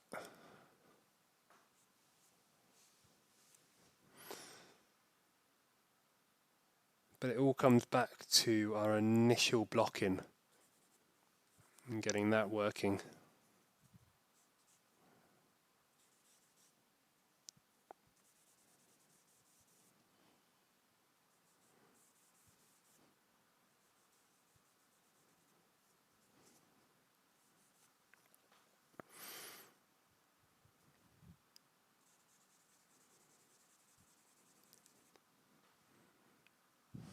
What I want to try and make sure of, I'm seeing her forehead as a rounded surface. So I'll just demonstrate that. I know that if the light source is coming from this direction and the forehead is slightly rounded with a corner just here, I know that's got to stand out as my highest light, which kind of does.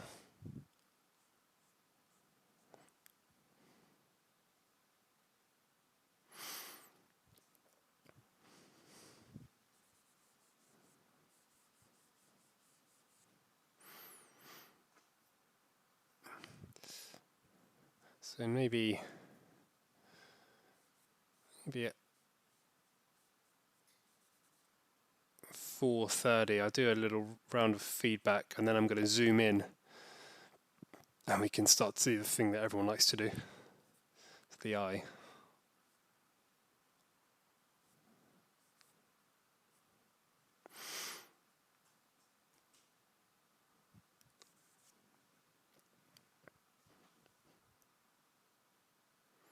Remember to use a mirror or your phone. See what it looks like.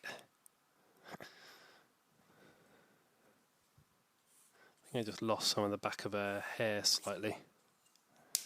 When it comes to hair as well, I like to draw it in just big masses.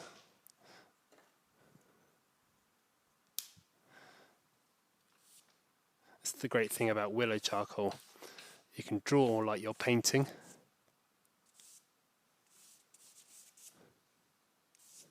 So I try and keep my hair, I always keep my hair really nice and loose, and then the focus will start to develop in the interior.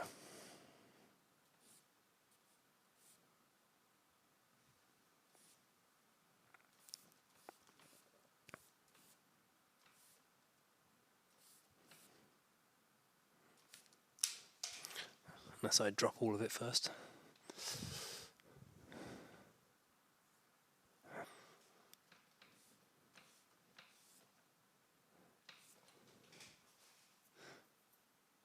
So do you guys see how I've not added detail into the hair, but you get a really nice sense of it being a large mass and it kind of drifting in and out.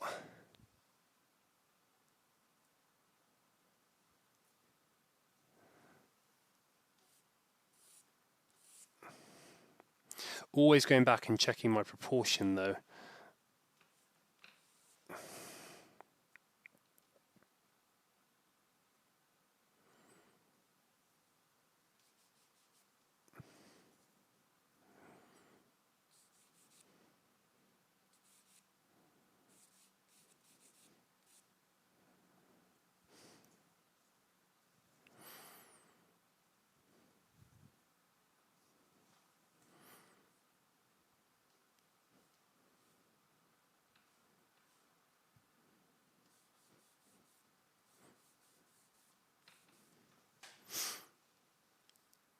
So as I say, I think I'm going to leave everything on the left-hand side. Just keep it really nice and soft. Because if I try and find the hair mass, I then have to try and find the corner of that cheek again, which is pretty difficult. But if I don't find it, then you don't have to try and find the cheek. So drawing is as much about what you don't say as to what you do say.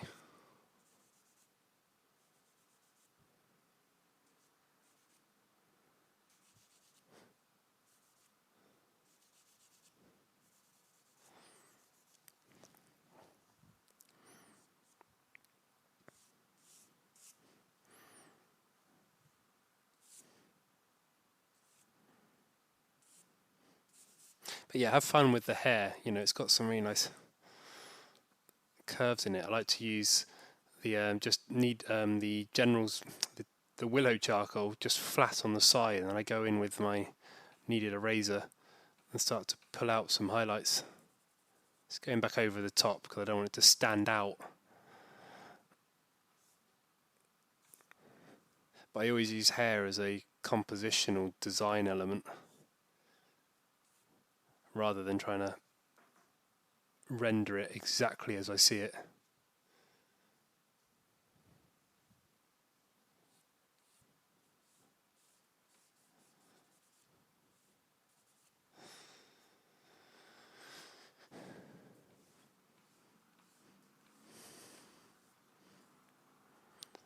So I've just started carving in on the hair on the left, but now it's created quite a sharp edge, and I don't really like that.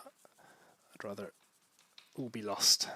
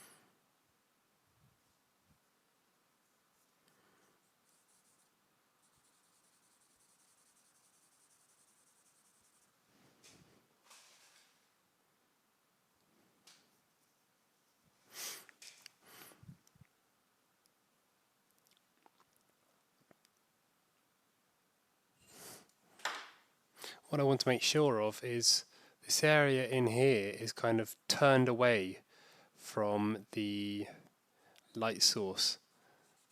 So I want to just darken it slightly.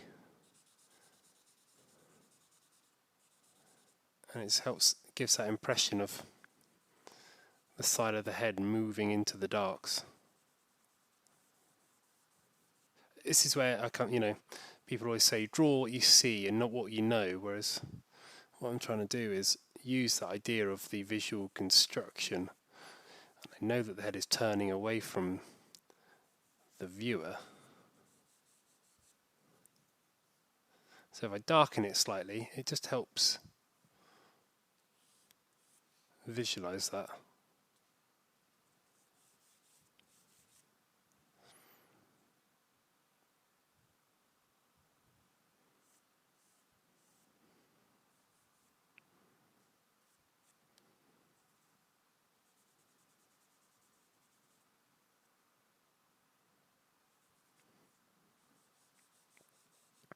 Okay, if anyone would like any feedback, just let me know.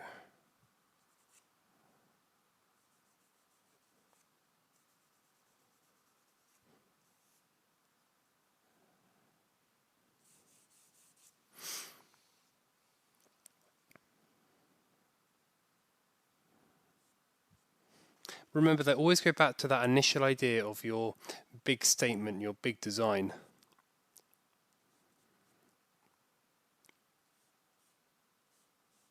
So I'm always going back and I'm kind of redefining some shadow shapes, kind of reconnecting with that big statement. Otherwise it can all get a bit lost, and you don't want to get lost in the grey. It's very easy for things just to become a smudge.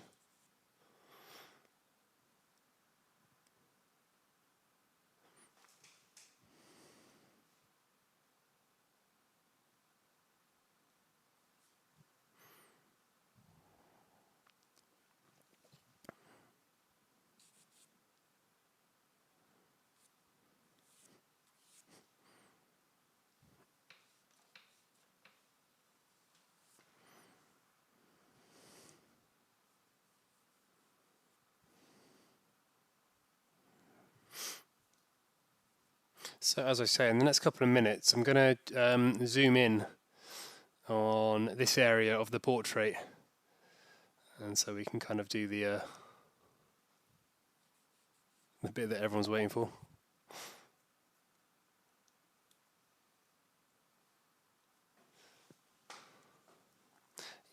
Yeah, probably. Do you want to spin it around for me?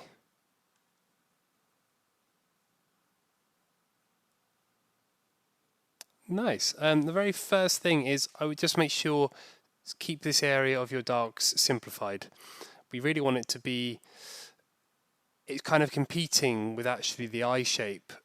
Apart from that, it's looking pretty nice. You've managed to find a nice uniform tone in the lights, which is working really well. And I would definitely make sure you darken the lights of the eyes or the whites of the eye. You don't want that to stand out because remember the whites of the eye are actually probably the same value as the skin tone. They're not really that light at all. And I still think you can just bring up the corner of the mouth. So unify the darks, darken the whites of the eye and just bring up the corner of the mouth slightly. Apart from that, it's looking pretty good. And Robert.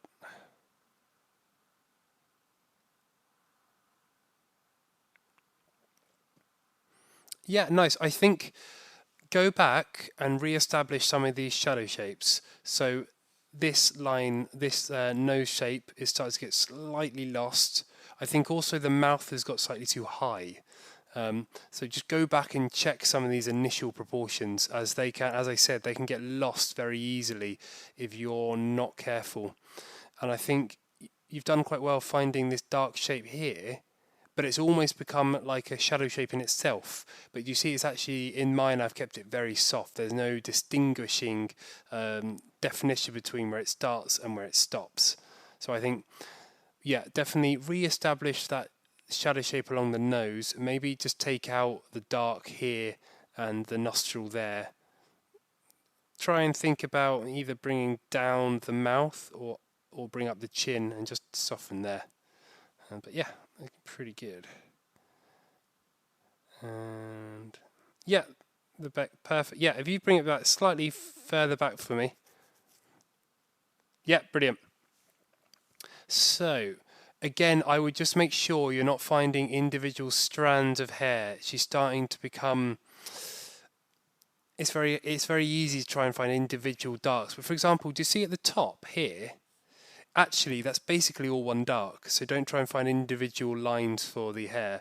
But it's working really well. I think bring out the back of the head slightly. That's going to really help. So whereas yours is almost here. So just bring that out.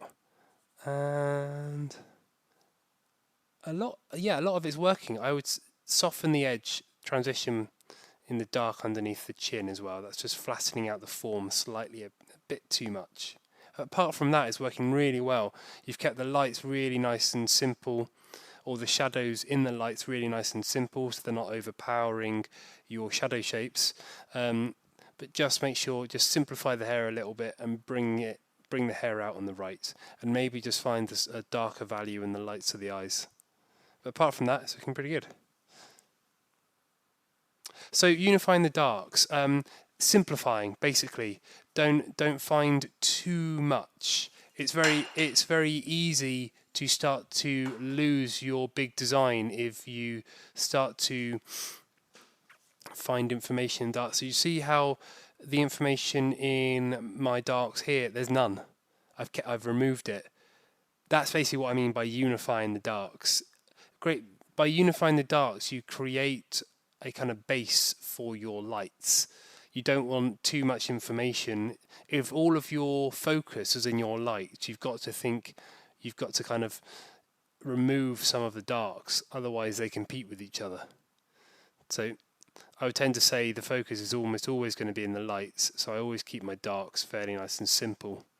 I very rarely actually put anything within the darks other than a few accents, like I might indicate maybe where the cheek is, but even then it's a very subtle one, and you just want to be careful that you don't interfere with what's going on in the lights. And finding information in the dark is always harder because there's no strong edges, so everything is really soft. So that's what I mean by unifying. If you're not sure and your darks aren't really working, very well. If you try and find information in it, just get rid of it, really.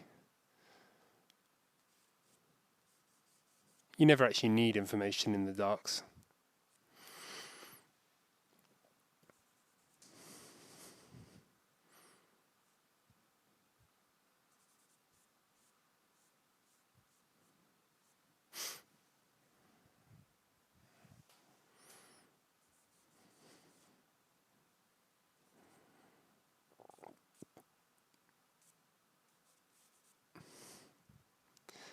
Yeah, so I'm going to take all of those out. I don't think it really needs it.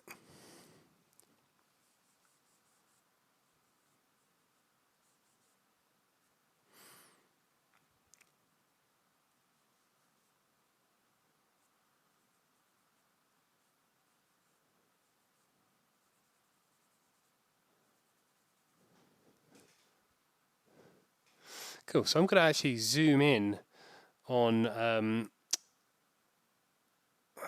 the smaller features so we can kind of spend a little bit longer developing those. So obviously I'm going to go for the focus, which is arguably, oh, not really arguably, almost certainly going to be the shape for the eye. And I want you guys to remember, don't find any information in the darks. Just concentrate on where the light meets the dark, especially the upper lid. That's a really nice shape to find. So now I'm just using a General's HB, placing a tone everywhere in those darks, just so if I take off too much, it will still be there. Or actually, or I won't take off too much because it's got a nice binder on it. So I think I've just started to lose that shape for the upper lid.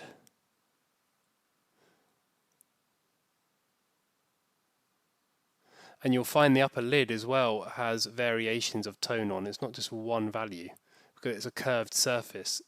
The lightest it is right there. So everywhere else has to have a value.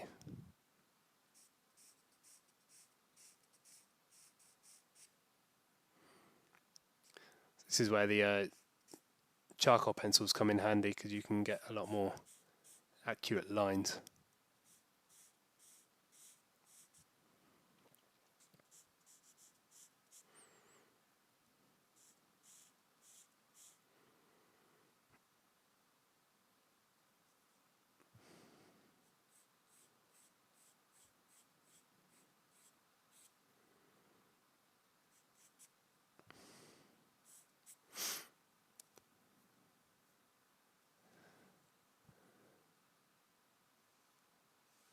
So I'm being really careful if I'm rubbing out some areas in the lights that I go back and knock down that value because I don't want an area to become a highlight by accident.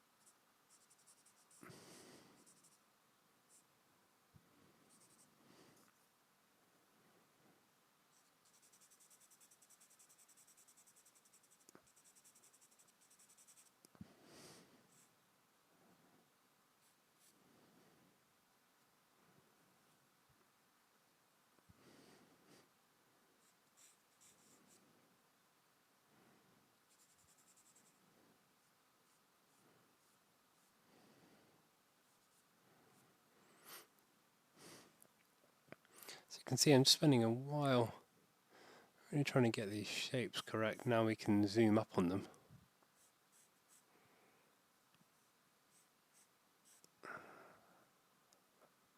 And actually you'll see that I'm almost ignoring the lower lid.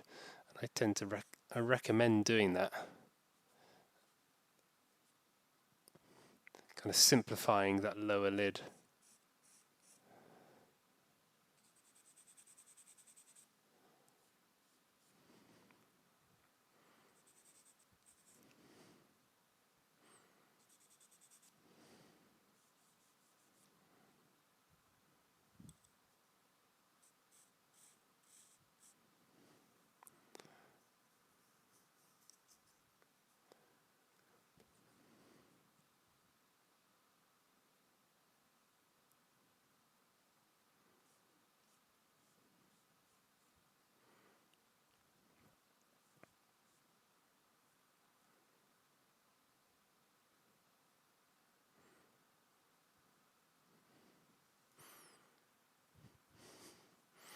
what I am going to do is just place in the dark of the pupil.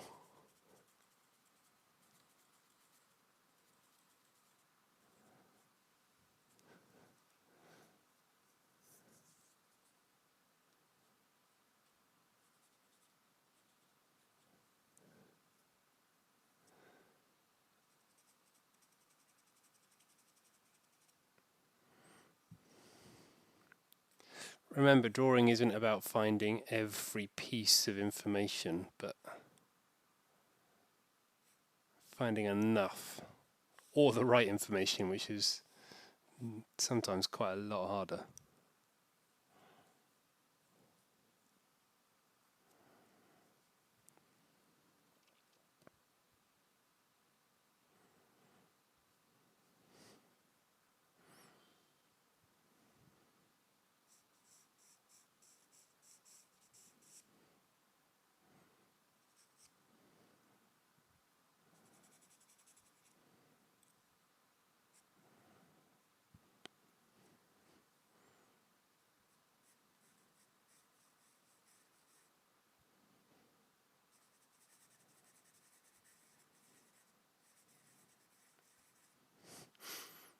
So I'm almost avoiding any information in the darks apart from that dark of the pupil.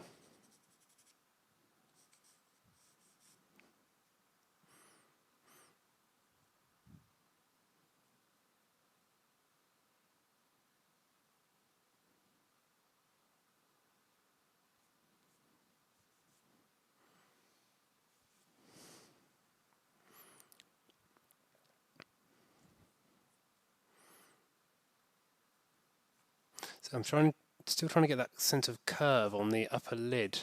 At the moment, mine's looking a wee bit flat, so I'm trying to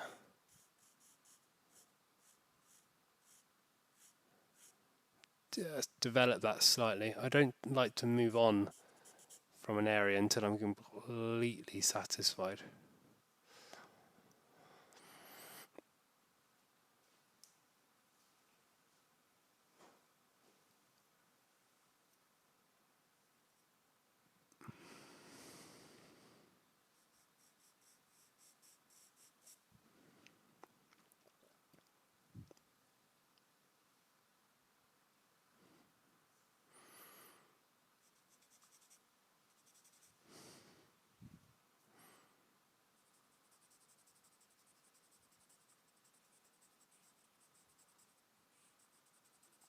So what I'm doing here is just going back in and unifying that dark. Every now and again I do just, it seems like I'm destroying the work that I've just done, and actually I'm just trying to make sure it's not getting a bit too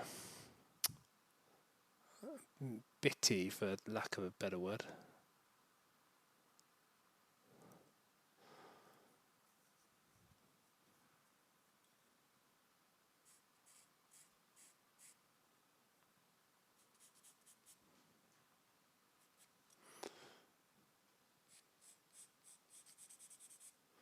Just going to find some of the eyebrows. I think that can be slightly.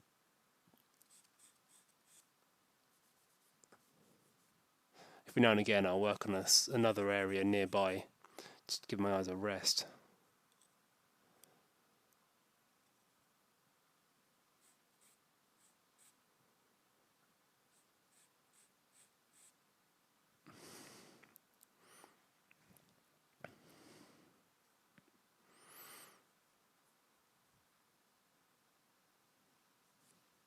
Remember, if you're struggling with an area, don't carry on. Just take a step back and look at the drawing from far away and try and figure out what you need to do. Because if you're just drawing for the sake of putting something on the paper, you might end up just getting further and further away from the solution.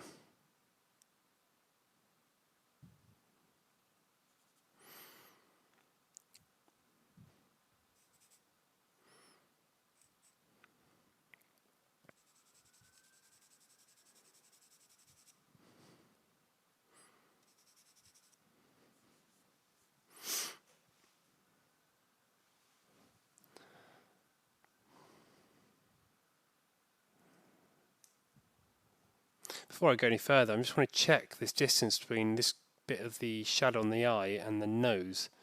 And I can see actually this needs to be brought over. So again, I'm always going back and checking proportion. Doesn't matter how far into a drawing you are, if a proportion is wrong, then you have to change it.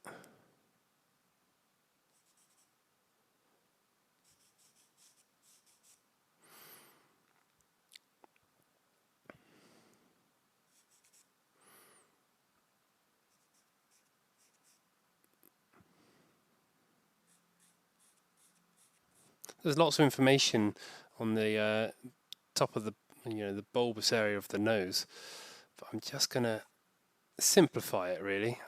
We don't need to add all of that information in.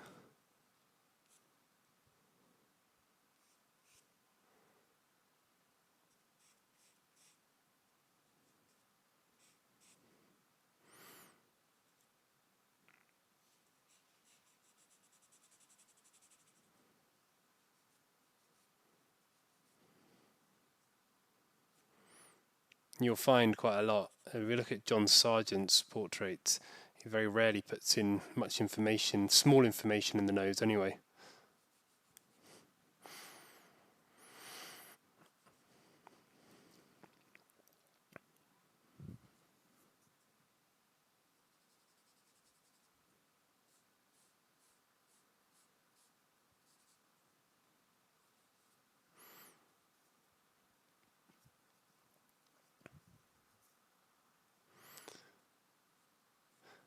Interestingly, she's got the highlights in her eyes actually on the corner of the eyeball right there. Because the way the light source is hitting here, it's quite far away.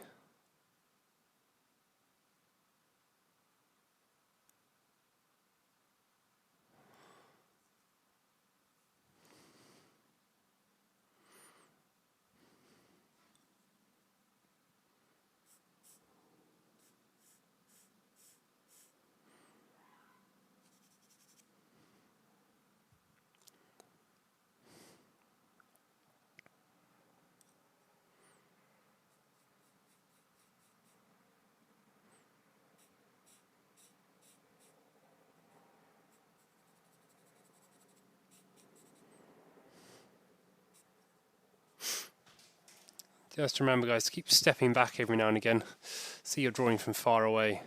Don't lose track of the big design and the big shapes.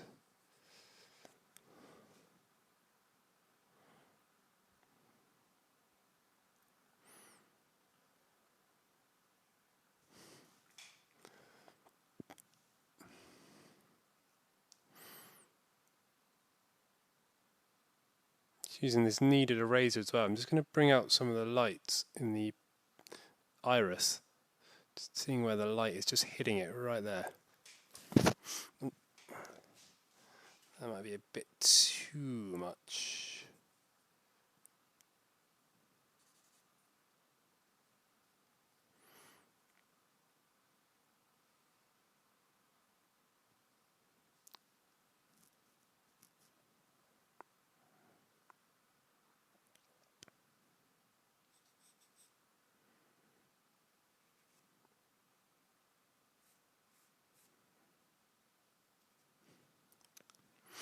Making sure that the light in this area of the eye is not a highlight.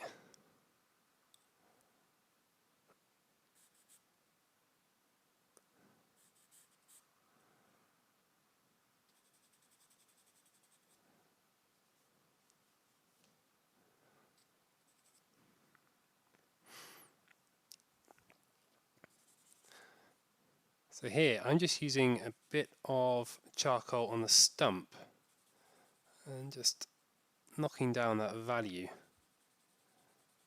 making sure I'm keeping the edge really soft.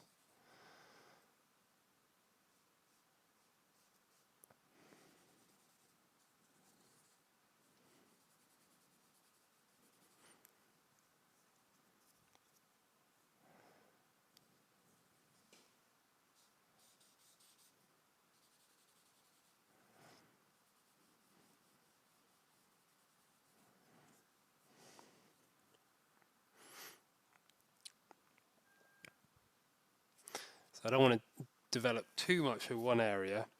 So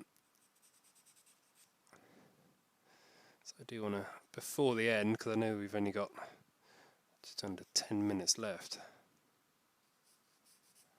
let's maybe start to develop this mouth shape. Remember, in the corners of the mouth, the edge is really soft because they're gently turning in.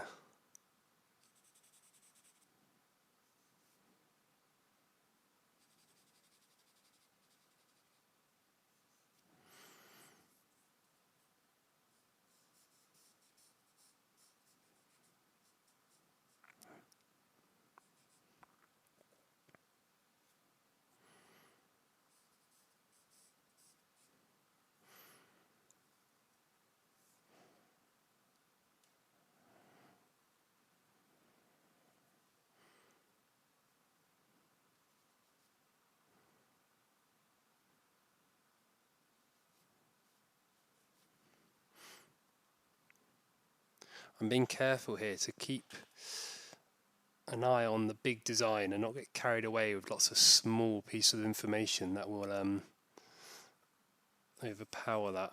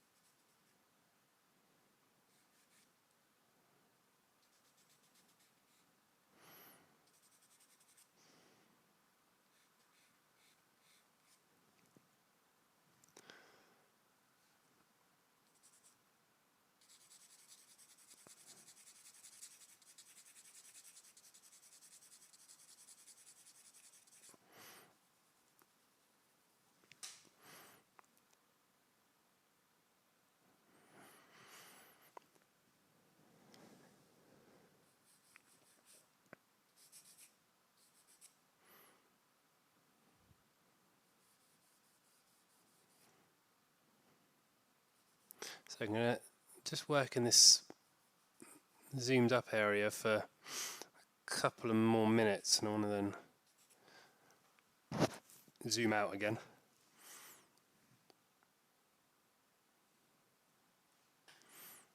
Still not overly happy with this nose. I don't think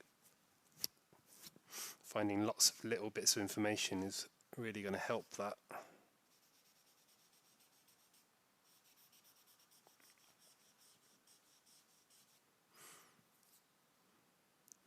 Sometimes when you're really struggling with an area, it's almost best to remove most of the information and just keep it nice and simple. Like for this nose, instead of really worrying about it too much, I'm going to simplify it. And with a kneaded eraser, just find the corner.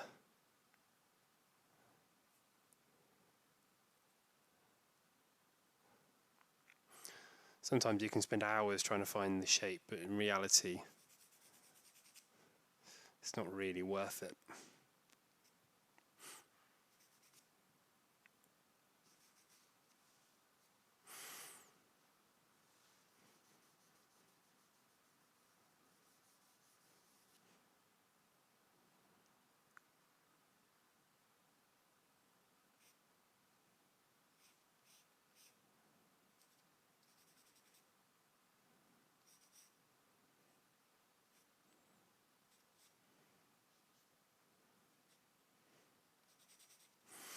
Okay, so we'll do one more minute just zoomed up, but this will be up on the Google Classrooms if you guys want to work on it afterwards.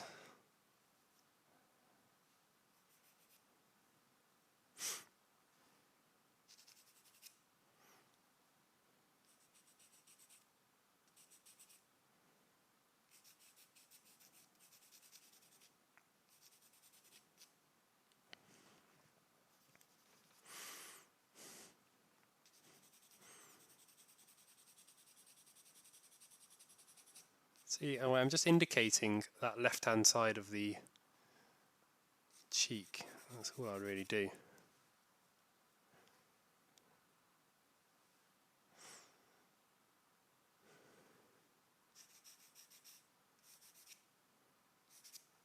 Okay, I'm going to zoom out. I don't think it's not a good idea to get stuck. Focus on the small things. Let's go back and see the big design. Make sure that still works. Because remember, nobody sees a portrait, doesn't see the small features in the eyes first. They see the big design.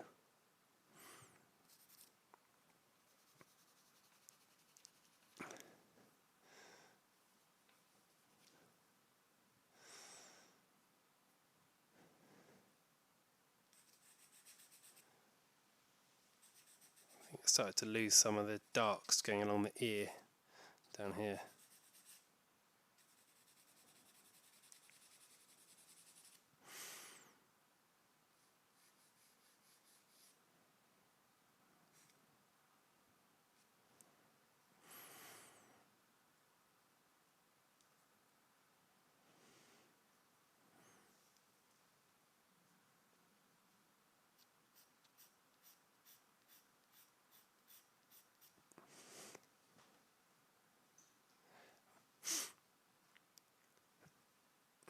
So when you guys go back and just think about this big design, make sure the forehead, the size of the forehead is still working. Everything's still in the right place. And that can be a tricky one.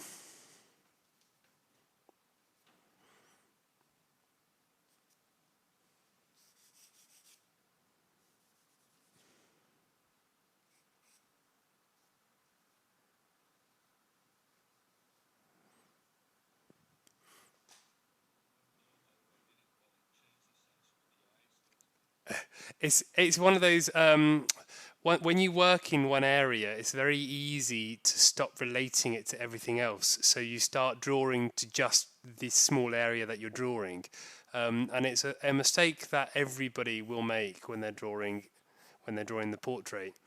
It's you'll get into the habit, or it'll become instinctual to start to constantly check, for example, where does the corner of the eye sit in relation to down here? Where does everything, where does it sit? Thinking of the eye as a box and trying to remember that. Don't beat yourself too much up over it. It's something that does get easier, but it's something that can be really frustrating. So I tend to say every couple of minutes, just step back and see how everything is looking from far away. The great thing about drawing from life is the fact that the models take breaks, and so you physically can't draw what's in front of you, so you have to stop and assess. Whereas obviously drawing from a reference, you don't get those breaks. But yeah, the eyes are normally going to be the ones that will move around quite a lot by accident. Annoyingly.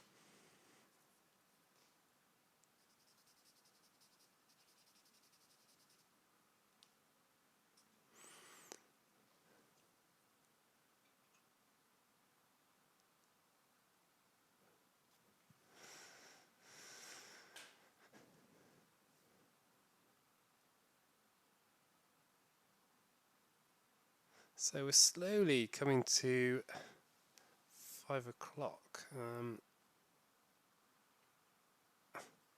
Does anyone have any questions or queries of what we've been going over the last month, I think, already? That's quite an open-ended question, I know. Yeah.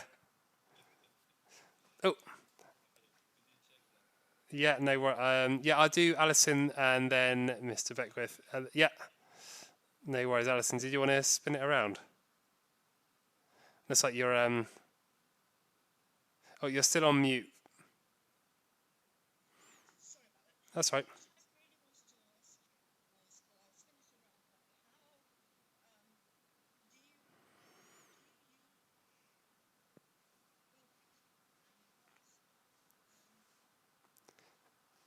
Yeah, looking great. I can't. The only real thing I could see is maybe the nostril has got slightly too low. Just bring out the top. But apart from that, it's looking really nice. I'm sorry, what was the other question you're about to ask? Yeah, yeah. No, charcoal's quite a dry medium, so what can happen is it mixes with the oil paint. I just use raw umber, which is yeah, yeah. I very rarely use acrylic. I find acrylic actually a very hard medium to learn in. Oil paint's a much better medium.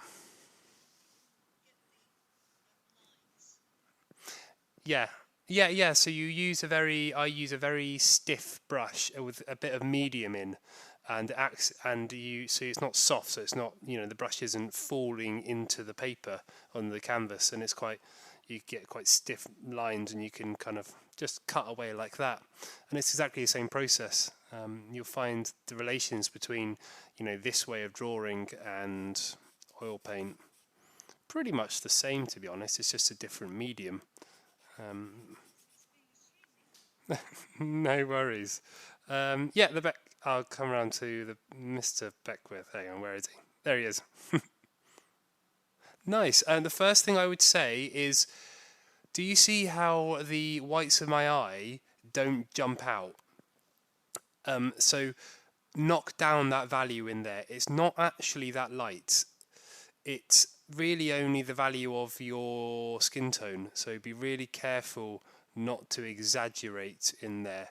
So just knock it down slightly, because remember the highlight in the corner, which is just here, is going to be the area that stands out. So knock down the value of the light in the eye. But apart from that, it's looking really good. There are a few adjustments you might want to think about, bringing out the corner, the separation between the hair and the head. But the other option you have is remove it completely, and then you don't have to say it.